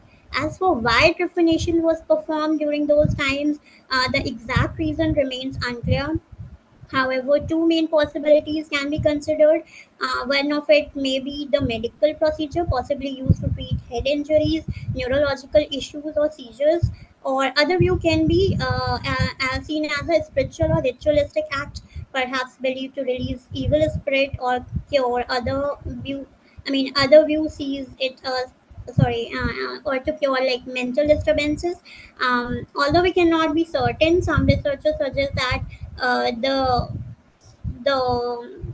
success rate was around 70%. However, it is more of a educated estimate than a confirmed statistics. In Vedic period, particularly during Rig Vedic period, the understanding of illness and healing was deeply rooted in religion, spirituality, and supernatural belief. People believed that health was a gift from God, while disease was considered a punishment brought about by the demonic spirit, curses, and divine anger. If someone fell ill, it was often seen as a result of moral wrongdoing or an offense against divine order. Divine blessings and the rituals conducted by priests were believed to be essential for recovery. In this context, the most prominent healer were the Ashwins. They were the physician of the god and capable of miraculous healing. The Ashwins were celebrated in many hymns in Rig Veda. They are praised for their youth, radiance, and swift movement. One of the most famous story found in Rig Veda is where Ashwin helped a Vishpara, a warrior woman who lost her leg in battle. Scholars like Jean Filliard and Dominic suggest that such hymen shows a remarkable early familiarity with surgical concepts like amputation, prosthetic, and physical rehabilitation. Even though these acts are described in religious terms, they reflect real life experience that may have been remembered and told as divine legend. Another hymen from Rig Veda gives a glimpse into early understanding of bodily system. It mentions nadis or channels. Though expressed metaphorically, this verse shows the idea of internal bodily conduit, which later became a foundational concept in Ayurveda, evolving into the understanding of veins, nerves, and energy. As the time passed into later Vedic period around 1000 to 600 BCE, a shift began to occur while the influence of religion um, was there, but a gradual movement towards observation and reasoning and categorization of the human body and its function was also there. The Purush Sukta from Rig Veda presents a symbolic description of the cosmic Purusha, where different parts of the body are associated with different social classes. It says Brahmin were the mouth, and the Kshatriya were the arm, Vaishyas thigh, and Shudras were the feet. This trend towards systematizing the knowledge becomes clear in the Atharvaveda. Composed slightly later, the Atharvaveda is often called as Veda of medicine because it contains many hymen dealing with health, herbs, and healing techniques. It mentions a specific disease like fever, which is also called as Takman in Atharvaveda, cough, kasa, and skin conditions, and even describes illness that resembles malaria, including observation of the seasonal patterns. This indicates a growing sense of rational observation, although some disease were still personified as demons. The text also includes a practical remedy like herbs, charms, and were still and to counter them, combining a spiritual belief with the practical knowledge. Even this image of Ashwin, even the image of Ashwin was also changed during the period. In the early period, they were miraculous working god who had brought many dead uh, to their life and restored their youth and performed supernatural powers. By the later Vedic period, especially in texts like Atharva Veda, the Ashwins were still evoked, but the images had matured into that of divine doctors, symbols of ideal healers rather than literal gods intervening into every cases. Another question arises when we study Vedic medicine and surgical knowledge, that if the Vedic people believe that disease was the cause of demons or God, then how did they develop a vocabulary for body parts? Well, the answer lies not in scientific dissection or a laboratory study, but in everyday life, observation, rituals, and reflection. Vedic people believed in close contact with nature, life, death, childbirth, injury, and aging were part of daily experiences. People saw what happened when someone got hurt, blood, wound, broken bones. These were not just mysteries to them. In ritual sacrifices, especially those described in Ayurveda, animals were offered and their bodies were cut open. This exposed internal organs like liver, heart, and bone. Over time, people began to connect what they saw in animals to what they knew of their own body. They understood what each organ looked like and roughly what it did because they saw them regularly during rituals and in daily life. According to Honle, in Sanskrit, many body part comes from verbs, words of action, based on what part they did. I mean, what part they follow or what function did they perform. For example, Sira comes from Sir, meaning to hold, because the head holds the brain and is the topmost part. Chakshu comes from Chaksh, which means to see. Heart or Hidya comes from her to carry, since the heart was seen as carrying life or breath. They come from real life experience when people felt pain, breathe, or movement. They named what they felt or saw using the logic of function and sensation.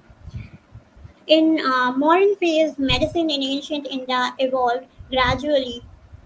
Early texts like Atharvaveda include charms and remedies for illness, but by the modern age, the state itself promoted healthcare. Key evidences comes from royal inscriptions, Sanskrit treatises, and archaeological finds. Together show continuous advancement in surgical know-how. The modern emperor Ashoka actively promoted public health. His famous Rocket II clearly orders medical care. It declares that Ashoka has made provision for two types of medical treatment for humans and medical treatment for animals. It says that wherever medicinal herbs are not available, I have had them imported and planted, and that along the road wells have been dug, trees planted for the benefit of humans and animals. But this text later also praised the policy. For example, the Ashoka Vandana tradition claims that Ashoka physician that he founded thousands of hospitals. The Arthashastra instruct that in battle, an army should be accompanied by physician with the surgical instruments standing behind the fighting men to treat wounds. The city of Takshila, a major modern capital, became renowned medical school. Both Pali and Sanskrit sources describe Takshila as a great center of learning, including medicine and surgery. The Buddhist Charter tales honor Jiva as a Takshila graduate in classical texts like texts called Satraya, another legendary physician, its master teacher. Excavation at Takshila, including the Silkup and Silsup settlement, have uncovered many copper surgical instruments matching description in classical texts. The Takshila Museum holds a rich collection of scalpels, probes, needles, forceps, spatulas, applicators, tongue depressors, and more. In practical terms, these find prove that surgery was actually practiced there. Together, these sources show a steady development from the late Vedic to post-modern phase.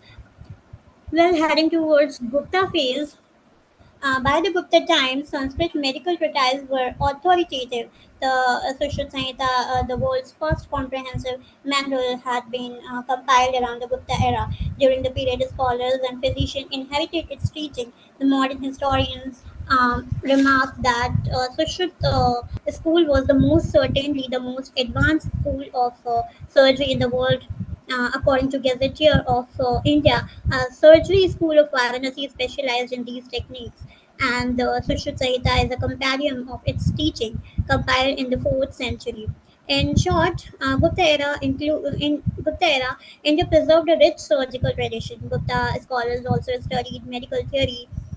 They continued Charak Ayurvedic, and later author like Bhagabhatta wrote synopsis combining both the older knowledge of like Charak and Sushruta. They spread these kind of texts wide. By the 5th century, large universities like Nalanda likely taught medicine alongside philosophy and grammar. Gupta scholars in medicine meant building on earlier work rather than inventing totally new theories. However, political stability and wealth enabled wider practice and compilation of medical lore. For instance, Chinese pilgrim like Fahian visiting India in Chandragupta's second reign noted that Gupta ruler built hospital to care for needy hospitals. Were needy. Hospitals were built to provide free medicine to the poor. The Kama Sutra by Vatsyayan prescribed as ideal for well-maintained body and mentions healthcare, reflecting sophisticated ideas of hygiene and therapy. After modern times, inscription rarely mentions medicine. However, Chinese and Indian written accounts do. Fahian Namur praises Gupta era hospitals and benevolent king. Inscription from later period also refers to medical communities. Scholars have pointed out that by the late classic era, surgical duties often passed to specialist barber surgeons, which were called ambastha caste. Historian P.S. Shari notes that after the Gupta age, surgery migrated to surgeon of the barber surgeons. In other words, Gupta king's patronage sustained formal medical study, but later on, surgical skills became more folk and less documented in a royal inscription. Well, heading towards the conclusion, when we look at the long and fascinating journey of medical knowledge in ancient India, from trial and error method to refined surgical techniques, many questions naturally arise to our mind. And the first question that arises is, why did a civilization that once practiced something as complex as trepanation move towards more religious and ritual based system of treatment later on? So the answer according to me would be that if we go back to like pre and proto-historic era surgery, like trepanation seemed to emerge from pure human curiosity, survival needs, and constant observation people learned by doing. There was no textbook, just life, injury, recovery, and experience. But as the time went on, the practical knowledge did not seem to continue in the same way. One possible reason might be the absence of a written script in the prehistoric period, and even for the proto-historic era, like the Harappan civilization, we still have not deciphered the script. Without writing, it is likely that much of this medical knowledge was not formally recorded and eventually faded away. If knowledge was being passed on orally, perhaps those who held it not belong to the elite of priestly class. They might have not have the same influence or recognition, so their skills did not make it to the literary records. It is also possible that these practices continued in some form among local tribes or like folk healers, but without a written documentation, we cannot say it for sure. As historian Upinder Singh notes that in India, knowledge transmission was not always through text, it was often lived, practiced, and remembered. Second question that arises to our mind is that why did we see such drastic difference in belief and practices between the Indus Valley civilization and later Vedic period? Well, if we talk about the example from the famous refined skull from Buzoham in Kashmir, a young woman's skull was found with 11 trepanation marks, nine done while she was alive and two after her death. If this was purely a medical procedure, why it was performed on a dead person? This is where another interpretation comes in. Maybe it wasn't just medicine; it could have been ritualistic. Some scholars suggest that profanation was believed to release evil spirit, a belief we also find echoed in early Vedic view of disease as a punishment from demon or angry god. So in that way, the shift from prehistoric healing to religiously framed medicine may not have been a break, but a continuation in different language. We can say another puzzle that we see is how society that once saw illness as a spiritual punishment slowly began developing organized medical treatises like Atharveda and eventually the Sushruta Samhita, one of the most sophisticated surgical texts in ancient Indian world. Uh, how did this transformation happen? So the answer seems to lie in slow, steady change. As the settlement turned into cities and people began living in larger groups, practical healthcare needed to be uh, practical healthcare need became harder to ignore. I'll say ritual alone could not treat battlefield wound, accidents, and epidemic. Folk knowledge that had quietly survived through herbalists, healers, and craftsmen began to re-emerge in importance as intellectual thinking widened. Even the Brahmin class began to accept medicine, astronomy, and metallurgy as replaced respectable fields of study. What was once considered impure became the part of the sacred pursuit of knowledge, especially when it was framed as a way to maintain dharma, health, and social balance. At the end, I would like to say that the transformation did not happen overnight. India's medical journey is not just a straight line, it is a loop. Knowledge was sometimes forgotten, sometimes hidden, and sometimes reborn. In periods dominated by gods, mantras, the practical art of healing waited in the background, but it never disappeared. From trepanation mark carved into the ancient skull to golden prosthetic in Vedic hymen to surgical tools in ancient Takshila and Varanasi, this journey shows us one truth, that is, healing is as old as humanity itself. And even when shaped by faith, myth, or mystery, the human instinct to care, to cure, and to cut when needed has always found a way to survive. Thank you from my side. That was it. I'll stop sharing my screen now. Thank you, Shrangi, for your very detailed presentation. To everyone watching, if you have any questions, please do let us know in the chat. Meanwhile, Shrangi, I had a question. Do we know anything about the social status of the surgeons? As we know, the Varna system does put a ban on exchange of bodily fluids for the upper caste. So, do we know anything about the social status of the people who were the surgeons, and how does this reflect on the caste-based division of knowledge and labor?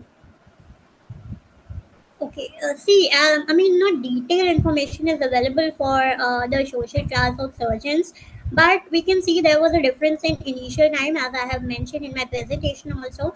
That early surgery was not looked as a respectable job. That's why Brahmin didn't used to perform it, and so that's why I think surgery was not mentioned in literary sources. But later on, they used to accept it as a respectable job and respectable action. So then, yeah, it came into mainstream. So yes, I mean, not exact detail is available, but yeah, we can say that there was a difference. Thank you. Also, what does the material culture of ancient Indian surgery, like for example, the tools, the instruments, and the institutions tell us about the technical sophistication of the period, about the metallurgy and so on? Okay. Basically, when we read about Sushruta Samhita, then uh, the instruments were made of copper. So we don't get much information. I mean, I won't say that I have very deep information about this, but yeah, I can say the technique was quite advanced, and everyone has accepted it. So yes, the material culture was, I mean, material they used was copper, but and the technique was also very advanced. I cannot, I mean, right now tell it in detail, but yeah. Yes. Thank you, Shangi. And one last question. How does Okay. like surgery reconcile with the metaphysical aspects of the Ayurveda, like the Tridosha, Prakriti, and all?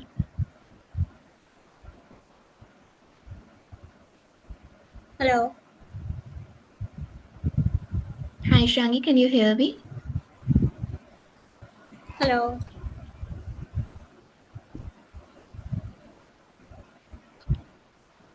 Can you hear me, Shangi?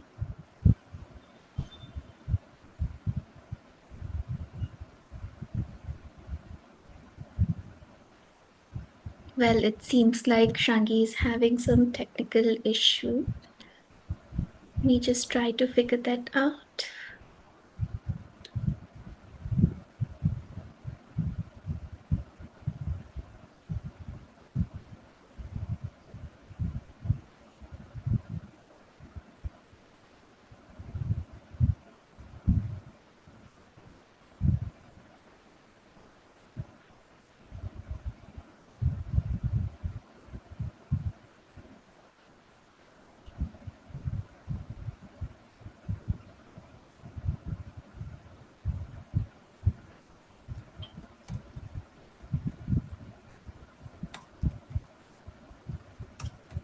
Shangi, can you hear me now?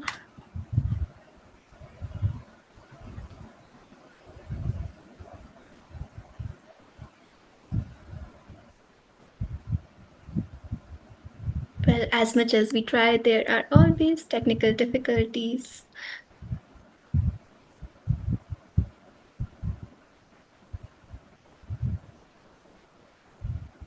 We will be starting the next presentation as soon as we can. We are very sorry for the delay.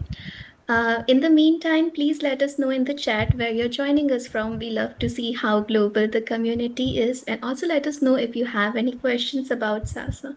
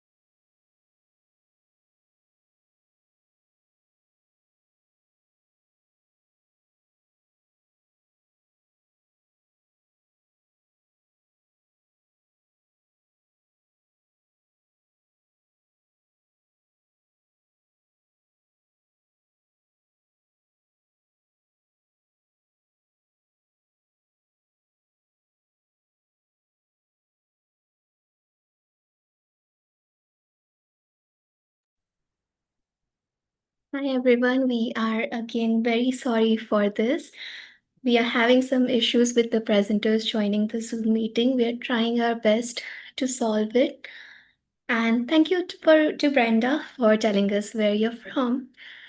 Just to recap things for you, this is our 5th annual conference titled Body and Medicine in Antiquity, Healthcare, Knowledge and Practice. This is streamed on our YouTube account, on our Facebook and Twitch, as well as World History Encyclopedia's accounts and our other streaming partners, Digital Hammurabi, World of Antiquity, History with Kayleigh, and Melissa in De Nile.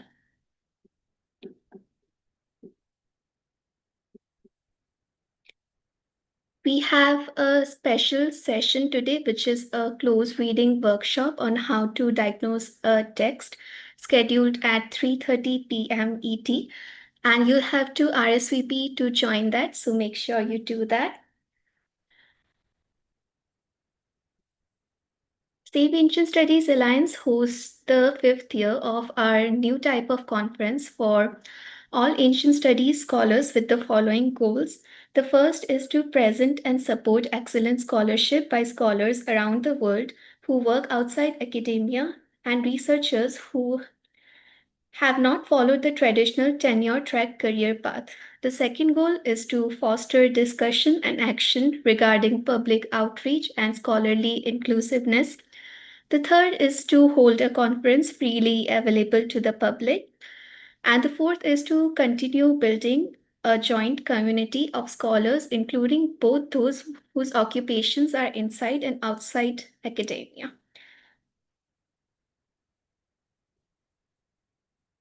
We'll have our 6th annual conference next year, and the theme for that would be Fashion Forward Interdisciplinary Approaches to Ancient Apparel. And the call of paper would go out early in 2016. Thank you for your patience again. We are trying to resolve all the issues to our best ability. Please do bear with us.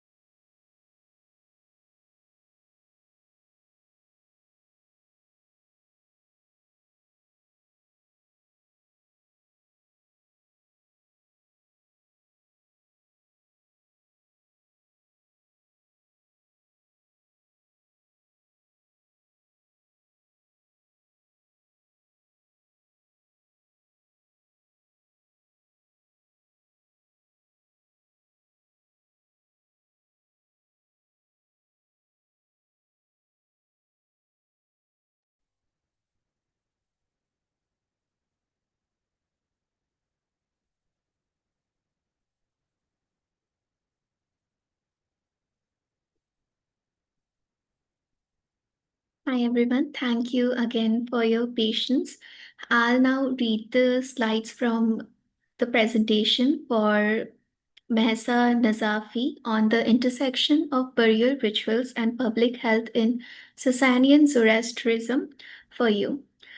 Mehsa is an accomplished austere archaeologist in Iran known for her extensive research and fieldwork at various archaeological sites across the country. Mehsa holds a master's degree in archaeology from the University of Tehran.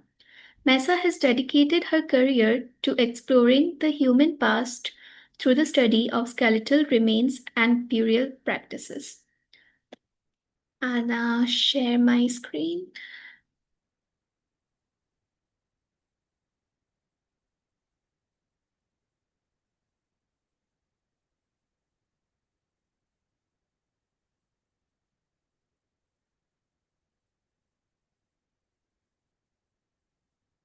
I hope my screen is visible to everyone. As I mentioned, the presentation is on the intersection of burial rituals and public health in Sasanian Zoroastrianism by Mehsa Nazafi, an independent researcher in bioarchaeology who could not be here due to technical issues. So I'm just gonna get us through her presentation.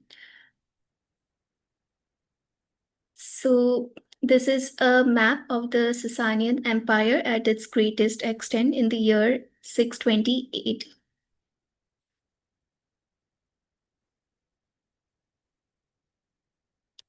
So a few things about Zoroastrianism. The sacred elements include water, fire, earth, and air are holy symbols of purity and divine order. Pollution is equal to sin. Contaminating them violates religious duty. Protection is a moral obligation. Ahriman, evil, represents corruption. Purity is a battle against darkness. Environmental ethics, strict hygiene, and sustainable practices. Polluted soil, water, air is equal to disease vectors, and this is how purity is enforced. Burial rules, corpses are impure, so no burial or cremation to protect sacred elements. Features of fire in Zoroastrianism. Fire is equal to divine light, symbol of Azura Mehzad, God's purity and wisdom. Eternal flame. Temples kept fire perpetually burning so that pollution is forbidden. Strict rules to protect fire. No blowing, use bellows. No burning corpses or animal. Only clean dry wood allowed to be burned. Water hygiene in Zoroastrianism. Water is equal to sacred life source. Strict anti-pollution laws. No waste corpses in water. No bathing in running water. Severe penalties for violators. Pest control for public health. And early understanding of disease, which is symbol of early understanding of disease prevention. Zoroastrian classification of animals. Ahuric beneficial creations, dog, cattle, birds, which contribute to environmental purity, including scavengers like vultures, as they prevent pollution from consuming carrion. Devic harmful creations, snakes, rats, vermin, which are associated with spreading disease. These animals threaten health or crops. Air hygiene in Zoroastrianism. Recognized air pollution because it leads to disease transmission.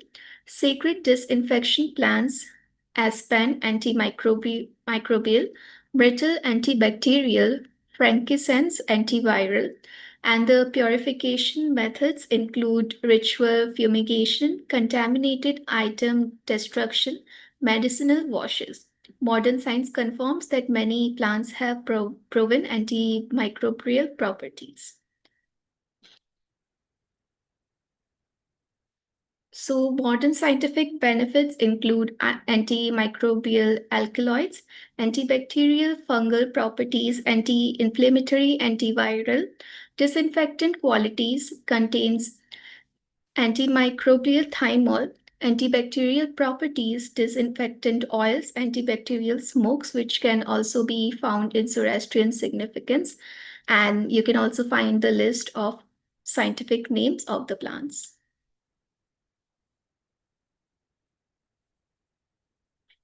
Land and soil hygiene in Zoroastrianism. Sacred land is equal to fertile land. Cultivation is from divine approval. Barren, polluted land is rejected by angels. Strict anti-burial laws. 40-year fallow period for corpse-contaminated soil. Scientific basis, anthrax, tetanus risk. Ancient disinfectants include cow urine plus Heoma mixture. Zoroastrian burial, a ritual of purity, laws, penalties for corpse prevention, and cremated and buried. Science avoided soil-borne diseases, two-stage burials, sky exposure, and bone collection. Sky burial, primary stage. Ossuary for keeping the bones. Types include jars, coffins, niches in rock beds, towers made of stones, or towers of silence.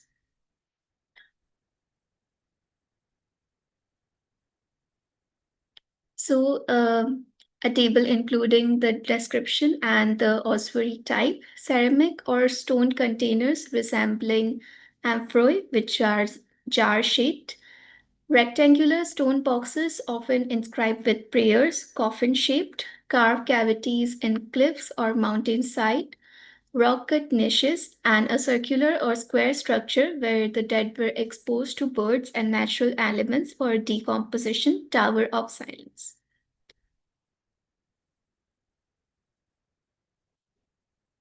Vultures were sacred in Zoroastrian tradition for stomach acid, nature's disinfectant; for feces, soil sterilizer; for consumption speed, efficient cleanup, 48 hours flesh removal; for containment, tidy scavengers. The Nasasalar corpse bearers, they lived in isolation near ossuary and required a 9-day purification rituals before re-entering society, and they managed bone collection and ostoden disinfection with lime or acid. There is a decline in the use of Tower of Silence because of urban expansion. Near Tower of Silence, vulture populations have decreased, and the Pahlavi government banned it in 1965. So the conclusions include environmental protection as disease prevention. Vultures were natural sanitation workers. Sunlight was a divine disinfectant. Purity rituals were equal to survival strategies, and a timeless lesson that public health is a convent with nature. So thank you for your attention. We do have Mesa online, so if you have any questions, please let us know in the chat.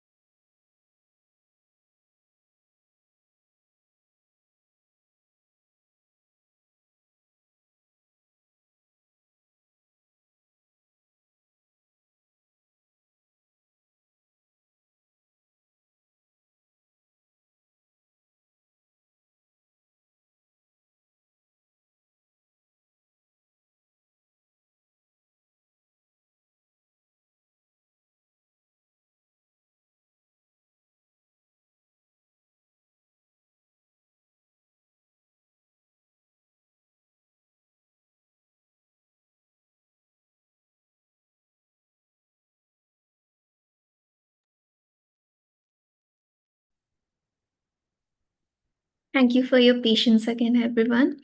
We are now going to start the second keynote for our conference, and I would like to invite Dr. Brovin Dickinson to join us here. Great, thank you. So Dr. Brovin Dickinson is the Solomon Blum Professor of Ancient History at Hunter College and Professor at the Graduate Center, City University of New York. She also directs the Blum Scholars Program, an honors program in classics at Hunter College. Her research draws on archaeological evidence alongside ancient texts to explore intersections between religion and healthcare in the Greco-Roman world. Brovin is the author of Asclepios, Medicine and the Politics of Healing in 5th Century Greece, Between Craft and Cult, co-author of the Thymel of Epidaurus, Healing Space and Musical Performance in Late Classical Greece with P. Schlutz, and The Sacred in Ancient Mediterranean and Beyond with S. Blakey and W. Klosterman.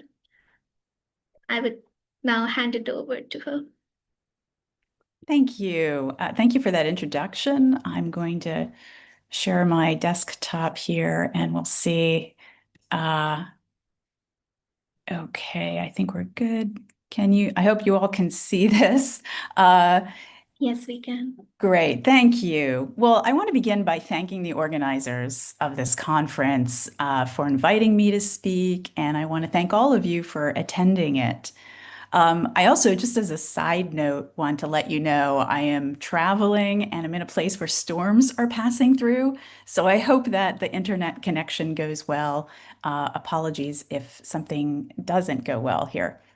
What I'd like to do today is talk with you about a medicinal soil from the island of Lemnos.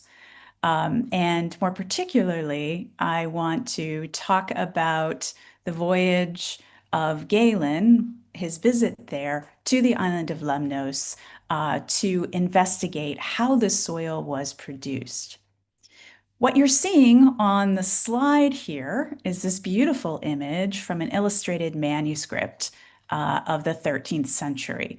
What you're seeing are two men who are harvesting Lemnian soil, and I'm going to show you, I hope, there we go, an image of the full page of this manuscript. You can see it's an Arabic manuscript, and what it's illustrating is text of Dioscorides, who was another Greek medical writer, and he too talks about Lemnian soil in his text De Materia Medica. The final product of harvesting Lemnian soil would look like something that you see on the upper right-hand side of the screen. These are not examples of Lemnian soil in particular.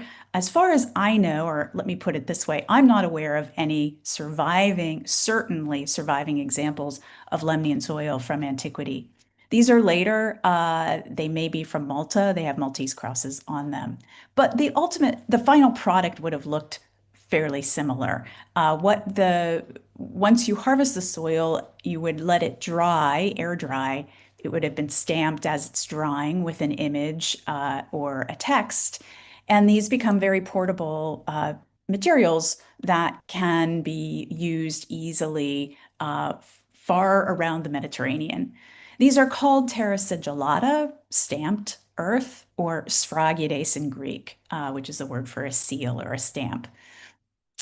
Okay, so what we're going to do today is look at this Lemnian soil, and I will say also that the reason I chose this topic for this conference is because Lemnian soil has this appeal transgeographically, transculturally, as we'll see today, and it has a very long period of popularity used therapeutically into the 19th century.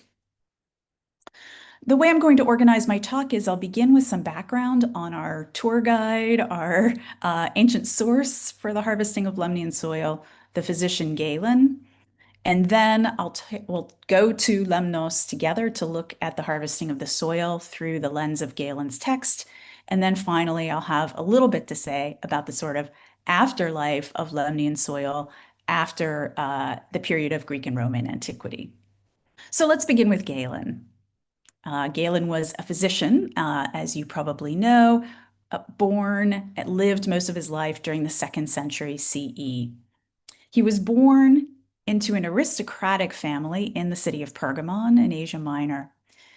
His family, as I said, was aristocratic, very wealthy. His father had a dream that instructed him to educate Galen in both philosophy and medicine. And Galen did indeed have a deep education in both of those fields. Some of that education was in Pergamon, some of it was farther afield, as far afield as Alexandria in Egypt. Galen really began his medical career back in Pergamon as a physician to a gladiatorial school there. He spent about 3 years in that position. Afterwards, he moves to Rome. So he's in his early 30s by this point, and he relocates to the capital of the Roman Empire, and he quickly comes to the attention of the imperial elite. And during the course of his life, he'll serve in various medical capacities 3 Roman emperors, Marcus Aurelius, his son Commodus, and Commodus's eventual successor, Septimius Severus. Now, along with having a thriving medical practice, Galen found time too to write a lot. We have over 100 of his treatises that survive. We know of titles of many more. Some scholars estimate that Galen's output, his surviving output, constitutes 1/8 or maybe even 1/10 of surviving Greek literature through the 2nd century CE. So he wrote a lot. And we can thank traditions like the Islamic tradition that we saw represented earlier with Dioscorides for preserving a lot of these texts. And these texts were translated into other languages like Hebrew and Syriac as well. Galen, one of Galen's treatises has very recently been rediscovered. And I want to spend just a brief period of time talking about this text before we go to Lemnos to look at Lemnian soil.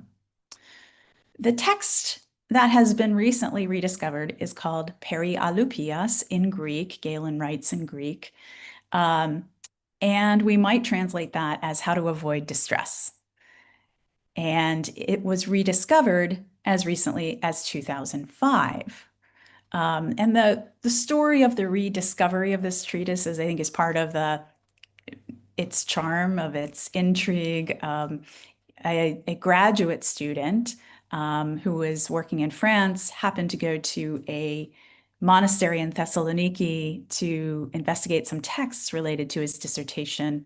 And while he was waiting for the librarian to bring him these texts, he took the initiative to peruse some catalogs and saw there an entry for Perialoupias, which we had known about. The title of that text survived, and we had excerpts of it, but much of the text had not, we thought, survived. But there it was, indeed, in this monastery in Thessaloniki. This graduate student, no longer a graduate student, Antoine Pietrabelli is his name.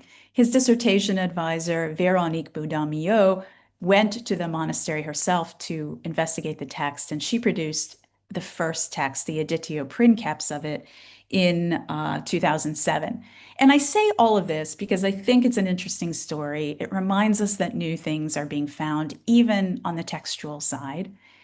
And it is, in the terms of the longer sweep, and maybe of medical history, even just going back to Greek and Roman times, 2005, 20 years ago is kind of a nanosecond in time in that longer sweep.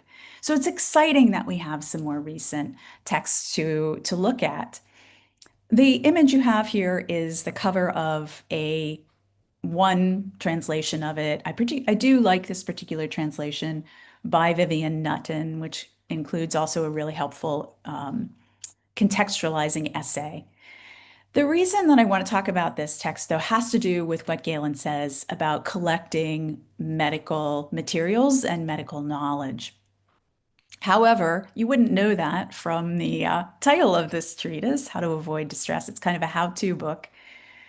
And Galen tells us that he wrote this treatise when a friend of his, a childhood friend from Pergamon, said to Galen, Galen, I know there was a big fire in Rome recently, and you lost a lot of property in that fire.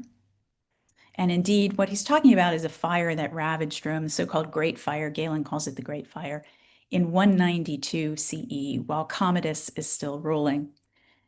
And his friend says, I don't understand. I know you lost a lot of property. I don't understand how it is that you're not feeling anxiety. And Galen says, yes, I did lose property. Also, it's been a really difficult time with, he doesn't say this very explicitly, but he says it's been a difficult time under this regime of Commodus, where Commodus is exiling people and even executing them. And Galen says, okay, friend, he doesn't name the friend, by the way, we don't know his name, but he says, you know as well as I do that through our studies of philosophy, that as long as we have our family and friends, and as long as I don't lose everything, there's no real reason for me to feel distress. He said, of course, if I had 10 acres and lost all 10, I would have a reason to feel distress, but I haven't lost everything. Clearly, Galen has quite a bit left. Galen does enumerate in this treatise, though, what he lost in the fire. He has a catalog of things that he lost in the fire, and I'll share this with you because, again, a lot of it is medical, and I think it's fascinating. And I will say this, too. We tend to think maybe of Galen's medical texts as, a lot of technical discussion of processes or anatomy or things like that, and they are that at points. But if we read between the lines, there's a lot of really interesting social history in Galen as well. So let's take a look. Now, Galen says that this material of his was in a storage unit along the Via Appia. And I'm being a little cheeky here to use the translation storage unit because storage units are a big thing in the United States today. If you travel around the United States, you will no doubt see these kind of blocks of storage units outside of small towns, big cities. I live in New York City now, and on my metro train, which is really, it's not in my neighborhood, the metro goes over, it's above ground. And you go through this like sort of tunnel in Long Island City where you're a tunnel, it's above ground, but you're going through a corridor that is surrounded by these high rises that consist of storage units. So it's this like thing in the United States today. But it turns out it was a thing in Roman antiquity too. People had storage units. The Greek word for this is apotheke, as you can see here on the slide. It's a word that is still used in Greek for a kind of storage unit or a place. It sort of maps onto the Latin word for a horea, a warehouse, which would be subdivided into these units that people could rent out.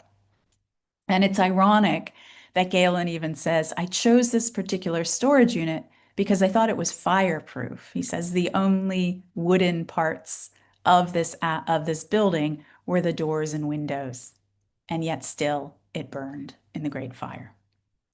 Well, let's take a look at some of the items that Galen says he stored here. And I should also add, the reason he was storing things was that he was moving some of his property to Campania and farther south in Italy. And so this was supposed to be a temporary storage. And then, of course, he lost all these materials. So what he lost was things like silver and gold and silver plate. So this was, he lost wealth. He lost a lot of valuable things. He lost loan documents too. And then everything else under loan documents is really related to medical practice. So he lost books, some of which Galen himself wrote, as well as copied or corrected himself. Galen talks about using the libraries on the Palatine Hill in Rome and copying from that collection books that he didn't have. And the sad thing, Galen says, is in this fire destroyed also the Palatine libraries. And he said there were books in there that existed nowhere else. There are no copies of them. Books by Aristotle, for instance. And so those are gone. He also lost drug recipe books, and Galen says that he collected these from all over. So this is another kind of commodity and a way of preserving knowledge, of course, that was circulated around the Mediterranean, these drug recipe books. He says he lost medical instruments of every kind. Galen himself also invented medical instruments, and he says that in this fire, he lost wax molds for some of these medical instruments of his own invention. He also lost drugs, a huge amount, he says, of all sorts, simple and compound. And among some of these drugs were antidotes, and he even specifically mentions rare drugs, cinnamon, which would have come into Rome almost certainly from India, and theriac. Theriac is a kind of cure-all compounded of dozens of ingredients, including, in some recipes, Lemnian soil, this kind of medicinal soil from the island of Lemnos that I'll be talking about more in a moment. Now, Galen does not list theriac. I'm sorry, he does list theriac. He does not list Lemnian soil among the drugs that he lost in this warehouse fire, this storage unit fire. But I wouldn't be surprised if he had stored Lemnian soil there. And what we'll do now is move towards Lemnos with Galen so that we can see why Galen was interested in the soil and how it was used therapeutically and for what kinds of ailments. Okay, so let's move on. Before we get to Lemnos itself, let me just say more broadly about Lemnian soil, which was known and written about by other sources in Greek and Roman antiquity. You can see here at the bottom, you'll see in parentheses some of the sources that attest to various ailments, and I'll go through these in a moment. But let me say first how you'd apply or ingest these medicinal soils, because that's what you're going to do. You're either going to apply them to the surface of the skin or you're going to ingest them. And what you would do is you would take one of these tablets, one of these discs of soil, and you would reconstitute it with a liquid. And the liquid might be water, it might be wine, it might be vinegar, it might be something along those lines. We have things like hydromel, which is water mixed with honey. That could also be used, for instance, to reconstitute these tablets. You might reconstitute them to the consistency of something like a paste and spread it on the surface of your skin. Or you might further reconstitute it till you have a kind of slurry, a liquid form that you could drink. So those are the two ways that you would make use of this Lemnian soil, or even other medicinal soils. And I should say here, Lemnian soil is not the only medicinal soil we know of in the Greek and Roman world. There were many others that were harvested. For instance, the island of Malta was famous for them. The island of Kos was famous for them as well, among others. But Lemnian soil seems to have been the most highly valued of the medicinal soils during the Greek and Roman periods. Okay, so for what conditions might you use Lemnian soil? Our sources tell us women might make use of Lemnian soil because of heavy menstrual flow. It would help reduce the menstrual flow. Itchy and runny eyes, Pliny talks about. So what we would think of in terms of an eye infection, the Romans and Greeks, presumably too, thought of this Lemnian soil as being effective against. Suppurating wounds that are difficult to heal, they would use Lemnian soil for. Dysentery. You might know that one of the main symptoms of dysentery is diarrhea. So Lemnian soil was thought to be effective against that. And then also poisonous bites and stings, various kinds of creatures that might bite you. Philostratus, who is a philosopher, known mainly for philosophy, is from the island of Lemnos, and he writes a little bit about Lemnian soil, and he says it was effective against not just any kind of snake bite, but he mentions water snakes in particular. And the reason I emphasize that is, in a broader sense, what Lemnian soil was thought to be useful for is its desiccating effect. It would dry you out. So if we think of humoral rebalance, if you have a flux, a flow of something, whether it's runny eyes or menstrual flow or diarrhea, to dry you out, you might apply Lemnian soil. So those are some of the things that these authors mention. Water snakes, by the way, of course, that I just think there is this association of the water snake with water that perhaps made writers like Philostratus think that Lemnian soil would be effective, in particular against those creatures.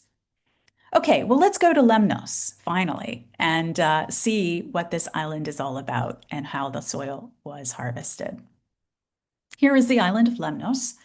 It's in the northern Aegean Sea, not far from Asia Minor. It's mentioned already in the Iliad and the Odyssey.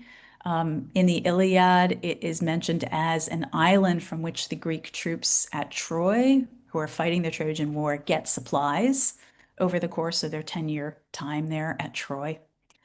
It's also mentioned as the place to which Hephaestus, when he is thrown out of Mount Olympus, he is literally thrown out of Mount Olympus and falls to earth, and where he hits the earth was supposed to have been the island of Lemnos. And we'll see some significance for that in just a moment in terms of Lemnian soil. Here is a close-up of the island of Lemnos.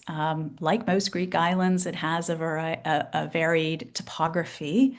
There are some high elevations, as you can see on the west side of the island, some lower level areas. In terms of geology, it's also a very diverse island. We have desert areas and sand dunes in the northwest part of the island. There are interesting volcanic formations, volcanic flow that petrified as it cooled. And these, I'll show you these in a minute. They're called pharaklo, and the Greeks call them pharaklo or baldes or bald heads. And you'll see why in just a moment. Those are here on the north part of the island. There's a salt lake on the island. So there's this rich, again, kind of geological activity on this island. Here you can see the sand dunes and the salt lake on Lemnos. And here are those interesting volcanic formations, those kinds of swirls. And on the right, you can see why they might call them bald heads, these formations down here. I also want to show you this. Of course, it has nothing to do directly with antiquity or Lemnian soil, but it is a religious space that's really embedded in the rock of the island. And I just sort of want to acknowledge this tradition, which is here in the post-classical period, but I think you'll also see it here when we get to the rituals associated with harvesting Lemnian soil. This is a beautiful church, the Church of Panagia Kakaviotis, which is up in the mountains on Lemnos. I'm not sure if you can see my arrow, but this is where Kakaviotis is, in case you're interested. Okay, so let's get to Galen and his trip to Lemnos. He actually makes 2 trips to Lemnos.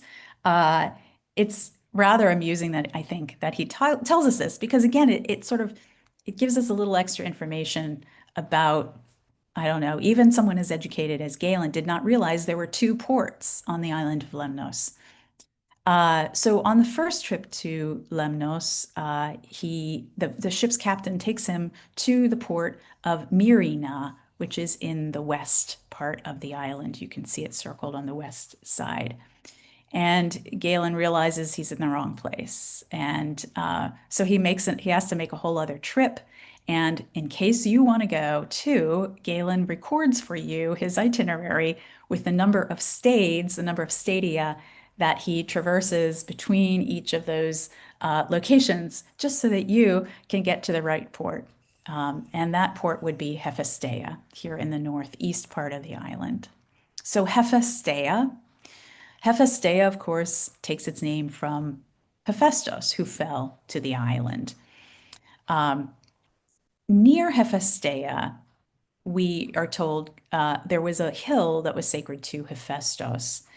And Galen mentions this hill and he says, I can understand why it's sacred to Hephaestus. There's nothing growing on this hill. And that hill is where Lemnian soil was harvested. We are pretty certain that this is the area where that hill would have been and where Lemnian soil would have been harvested. So very close to Heraclea, this little inlet here, near a town called Kotsinas. This is a wonderful book if you're interested in ancient medicinal soils. It's a book by F.V. Fotis Jones and Alan Hall.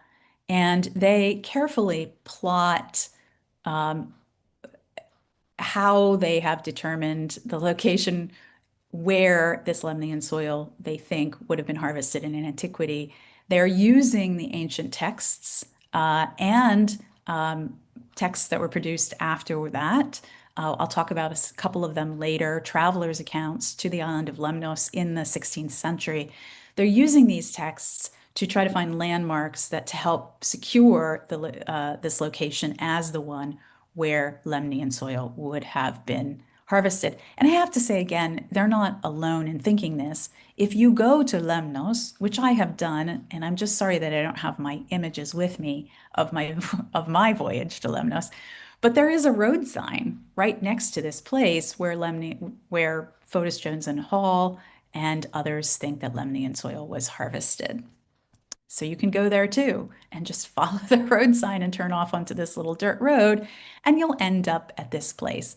And I want to acknowledge that I pulled these images from the Amazon Research Center website. It sounds like something run by the Amazon company. It's not. This is a group of scholars who research locations that were sacred to or involved the Amazons. And Lemnos is one of them. I'll mention that briefly later. So these are images from their website. And I think you can see here in the image on the left that you are in a rather barren looking area. The island of Lemnos in general is not a highly vegetated island. It's not one of the greener Greek islands, but this area in particular, there's not a lot of vegetation. You can see the bay there, again, near Kotsinas. In this image in the center, you can see the soil as it appears today, at least the topsoil as it appears today, this kind of tawny color. And on the right, you're seeing a trough. This is probably an animal feeding trough, I assume, which is fed by water. And there is definitely spring water here in the area. That will become important in a few minutes when I say a little bit more about Lemnian soil as we understand it today.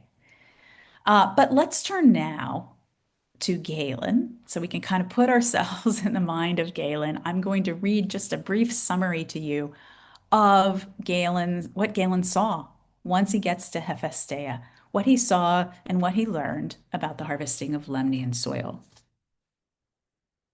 Okay, so Galen tells us that he showed up at Hephaestia just in time for the harvesting of Lemnian soil. Now, Galen doesn't say how often during the year this was harvested. We don't know that, but we will want to think about later when we look at later accounts of Lemnian soil about the timing of it. There it will be important when it was harvested.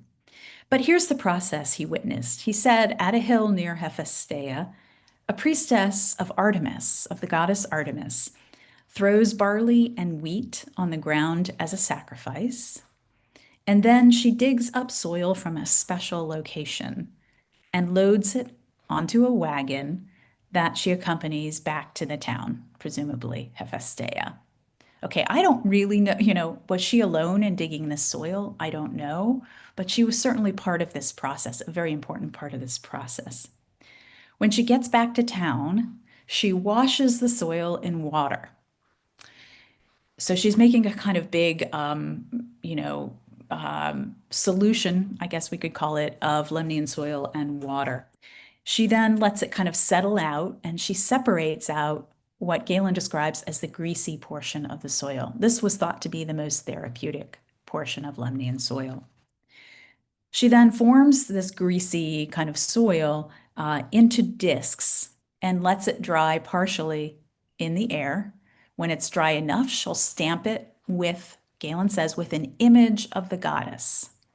Now, I don't think this necessarily means an image of Artemis herself, but maybe of something like an animal sacred to Artemis. This will become apparent more in a moment. And then she lets them fully dry in the shade. Galen says they're dry in the shade. And that's it. That's how this is harvested. What I want to highlight so far, though, in Galen's account is the idea that there is a special ritual and there is a special person, the priestess of Artemis, who handles the soil. Why Artemis? I don't know. Galen doesn't tell us, and we don't really have, there is a rich mythological tradition on Lemnos. I'll say more about it in a moment, but Artemis is not really part of it. And if any of you have suggestions for why Artemis, I'd love to hear them. Okay, so Galen doesn't tell us why Artemis, nor does he ask the locals, but he does ask them another question. He says, look, I know my Dioscorides. I've read it. He says this is mixed with goat's blood. And I want to know, are you mixing goat's blood in with this soil? The reaction from the locals is striking. They laugh at Galen and they say, no, no, no, there's no goat's blood in this. And one of the locals hands him a book on Lemnian soil that includes a lot of therapies that he could make use of.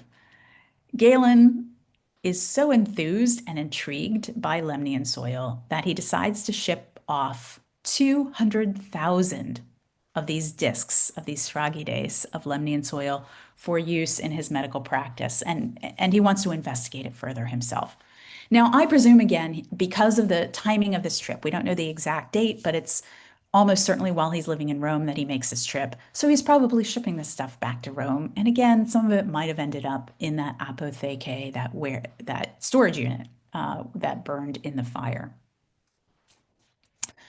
Okay, so let me say once again that what's important here, I think, is essentially a special place, a special person, and even then, the special knowledge that these locals have from watching the harvesting of the Lemnian soil. Okay, so that's what Galen tells us about it. He also, by the way, says all physicians know about this soil. He doesn't say they all have access to it, and they probably didn't. I would assume you'd have to be rather wealthy as a physician to have access to it. But in any case, he says all physicians know about it. They've read about it or heard about it. So it is worth thinking about, from a modern perspective, why this might have been perceived as so efficacious. And Fotis, Jones, and Hall write about this. They are scientists and they have investigated this. And they, like many who preceded them, have made the trek to Lemnos, dug up some soil, studied it, and have come to the conclusion that there is nothing in the soil that seems to be therapeutic. There's no mineral in that soil that is apparently therapeutic, which is interesting.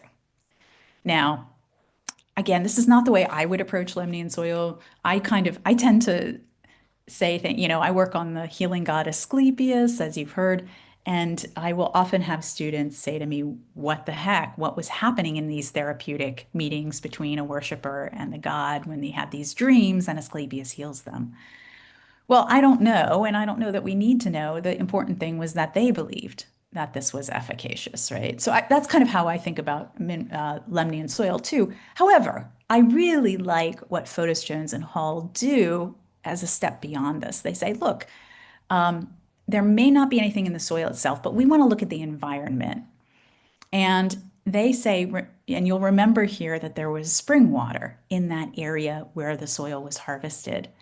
And what they suggest is that spring water may have washed from the volcanic rocks that are in that area, may have washed alum kind of down and into the soil and kind of suffused the soil with alum, which is, and I'm looking at my notes here, a water-soluble form of aluminum-rich sulfates. And aluminum, from our modern perspective, we know has antibacterial and astringent properties. So remember that Lemnian soil was thought to desiccate I like to always mention about aluminum that, this is an ingredient that is sometimes used in antiperspirants.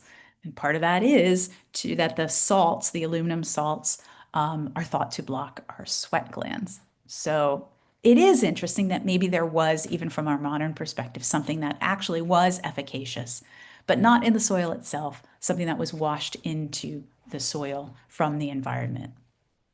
Okay. I think, though, from an ancient perspective, there are ways, of course, of thinking about the efficacy of this soil. Why Lemnos? Why this soil in particular was so efficacious? I am certainly not the first to notice this and to say that this has something to do with the efficacy of Lemnian soil. I'm going to come back to the term terroir. This is a term that I think might be useful in applying to thinking about the efficacy of Lemnian soil. I'll come back to it a little bit more in a moment, but why I like it is that it, if we think of it, its use in viticulture, wine production, it takes into account the environment and the ways that the vines are farmed and the ways the grapes are harvested. So it's about the soil, the environment, but also about the processes surrounding the growing and harvesting of those grapes. So I think it's a useful term, and it's not mine. I am not even the first to apply it to Galen, although I think I'm the first to apply it to Lemnian soil. Caroline Petit, who is a French scholar who studies Galen, has written a great article about milk that was produced in southern Italy that Galen pays a lot of attention to because of the environment that produces that milk. So in any case, I'll come back to why I like it more in a moment, but we can note in a larger scale, there's lots of traditions, mythological traditions about sickness, separation, imbalance on the island of Lemnos. We've already mentioned Hephaestus. Hephaestus falls to earth and hits the ground on Lemnos, and he's injured in this fall, and a local tribe, the Sintians, nurse him back to health. Also, Philoctetes is an important figure for Lemnos. All the three major tragedians of the 5th century wrote tragedies about Philoctetes. Sophocles' version is the one that survives. But we certainly know that he was one of the Greek warriors who was sailing to Troy to fight in the Trojan War. On his way near Lemnos, he's bitten by a snake, and it causes Philoctetes to cry out in pain. It has this kind of cyclical recurrence of pain and oozing. A lot of fluid oozes out of him that has a very bad smell to it. So he's screaming in pain, he's producing a bad odor, and the Greeks decide to leave him on Lemnos. They kind of ditch him there. And of course, they do go back 10 years later when they realize they need him to win the Trojan War because he has the bow of Heracles. So, and he will get healed. There's a happy ending to that story. All right, there's also the Lemnian women. These are women on the island of Lemnos who don't properly worship not Artemis, Aphrodite. They don't properly worship Aphrodite. Aphrodite afflicts them with a bad odor. Their husbands no longer want to have sexual intercourse with them, so they bring in women from the region of Thrace and procreate with them. The Lemnian women don't like this, and so they kill their husbands. So and this leads to an expression called Lemnian crimes. So there's a lot here, again, about health and sickness. The interesting thing to me, though, is if you actually map these traditions, the tradition about the Lemnian women takes place, it seems, or has associations with Myrina. Myrina is also the name of an Amazon female. So these strong females who separate or end up being separated from society and then reintegrate into it take place around Myrina. Galen is talking, when he goes to see where Lemnian soil is harvested, again, it's Hephaestia, and he even says, when he first lands at Myrina, I know I'm not in the right place because I don't see a temple of Philoctetes, and I don't see the hill of Hephaestus. So both Philoctetes and Hephaestus are associated with Hephaestia. So this idea of a terroir, I think we might, instead of talking more broadly even about a Lemnian terroir, it might be better for us even to be talking about Hephaestian terroir. So this area around Hephaestia. And I will just sort of make the obvious point with Hephaestus being a god of the forge, a smithing god. The idea of a desiccating soil makes a lot of sense here too. Okay, these soils were used long after antiquity. Lemnian soil, again, used, we know, certainly by the 16th century, had enjoyed was very, very popular in the Ottoman Empire. What you're seeing on the left, you've seen these pieces of soil on the right. What you're seeing on the left are examples of Lemnian soil from way after antiquity, 13 to 1700 CE. These are probably from Germany. So these soils were harvested in many areas. And again, some of them had a very special cachet.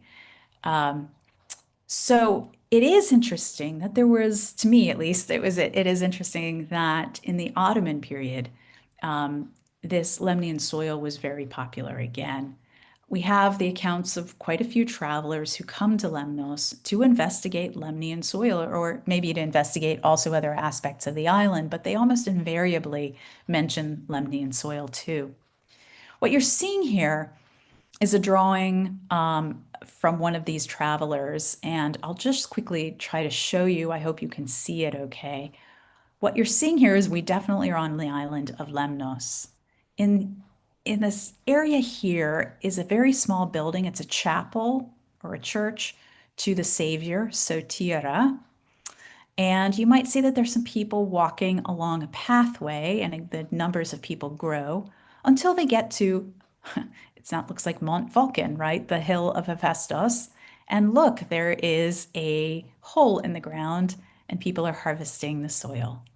This is then being carried off, some of it on pack animals. This one looks like a camel. He's loaded up with the Lemnian soil. It's probably been processed at this point in Hephaestia. We're at the port of Mars here, the city of Hephaestia, where once it's dried and packed up, it's loaded onto ships to send back to send to Constantinople, primarily because the Sultan valued this highly and would even give it as gifts to some dignitaries who would visit.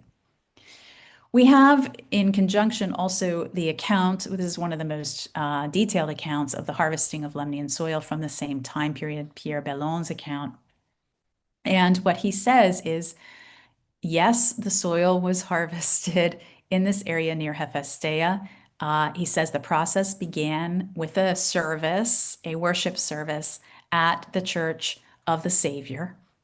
He says then some of the priests would walk to the area where the soil was harvested. In addition to the priests, the Greek Orthodox priests, the Ottoman governor would be present as well, not involved in the harvesting directly, but watching the process. The harvesting would start at sunrise, he says, Bellon says, and would last precisely 6 hours. And that was it. That was the period of time they would harvest it. It was harvested on one day a year only. And this day was August 6th, which was the Feast of the Transfiguration, which is interesting because that's when Jesus is transfigured. His face becomes glowing, his clothing becomes glowing. And this is when Lemnian soil perhaps was thought to be most efficacious or most potent to harvest. So you have the priests, you have the Ottoman officials here. And then again, the process was much the same as I described. The soil was carried somewhere else, washed with water. Portions were pulled out that were the best, dried, stamped, fully dried, and sent to Constantinople. So it is interesting here too, I think, that we have a process again which includes a special place, special people, special rituals, special time of year, and that this tradition continues in the Ottoman period, where even the Ottomans are respecting the traditions of the Greek Orthodox Church here in the harvesting of Lemnian soil. And I will say again, this stuff was used therapeutically at least until the 19th century. We have accounts of it being used until the 19th century. Here you can also see it was an object of kind of antiquarian study.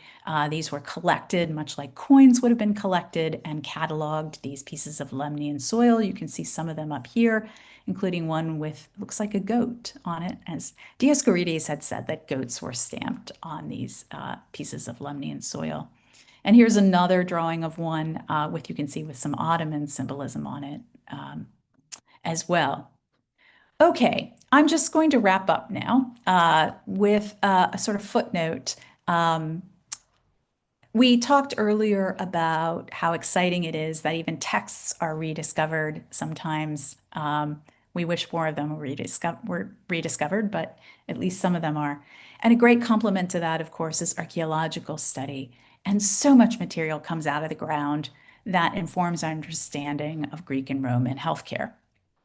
I'm showing you here some images and the title of an article that was published in the New York Times in 2023 about a grave that was discovered in 2022, belonging apparently to a physician of the 1st century CE. Probably a physician, because a lot of medical instruments were found in this grave.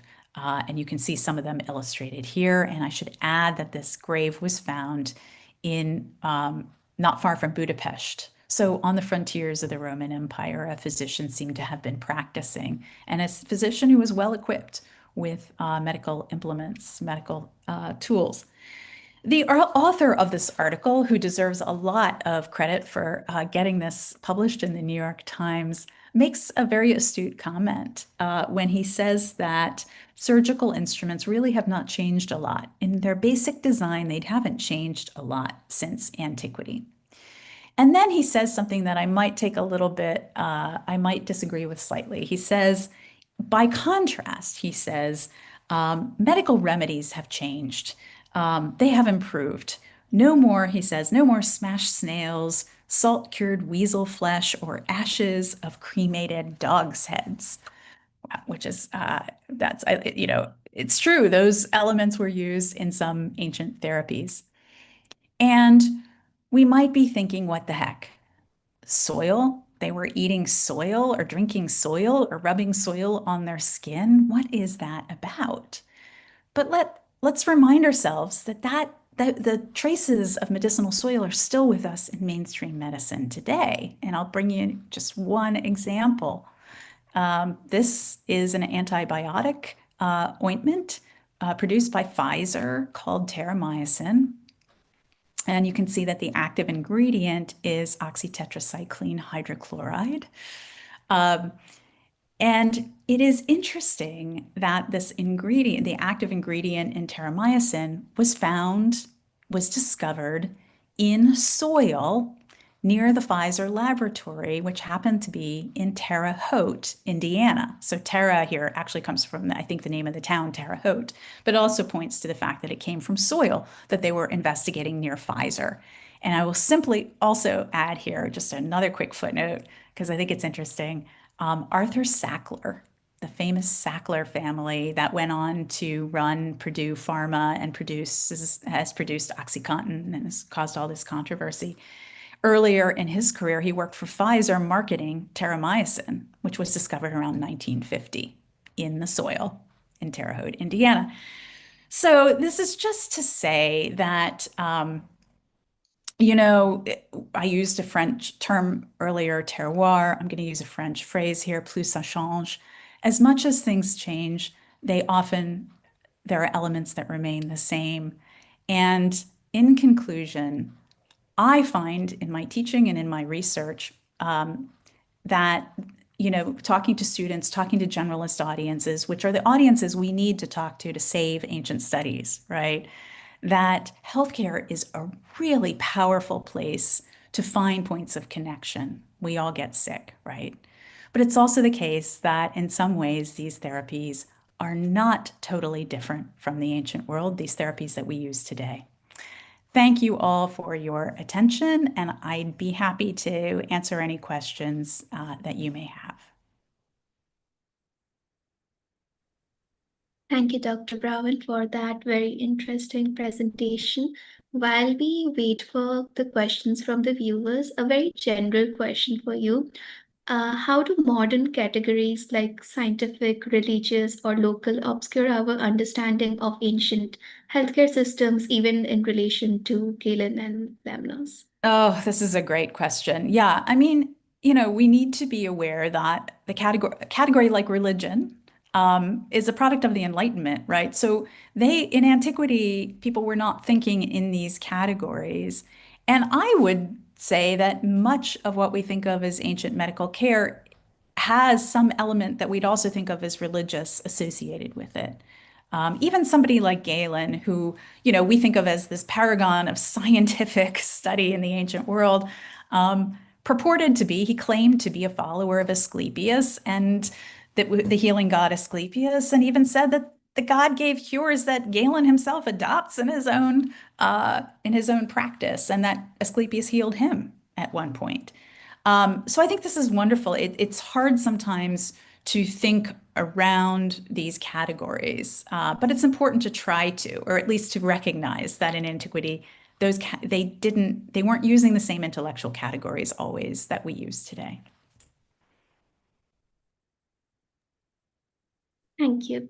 Also, the journey to Lemnos was very important for Galen to construct his authority. So, what does this tell us about the interplay of geography and religious authentication and observation as a form of epistemologic authority?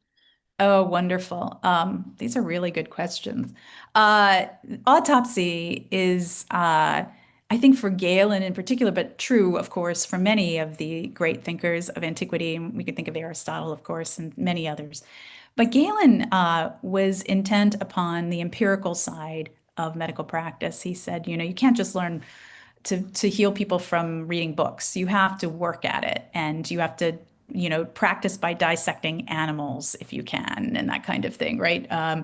So that is very important for Galen. As to the point of travel, certainly things like autopsy were important. Galen in particular was worried about forgeries. I use the term forgeries because he talks about texts being forged too. He's worried that his own texts are being forged, but he's also worried that people are making fake pharmaceuticals. And he knows this. He talks to people who do it. And if you read the later, I don't know that we have any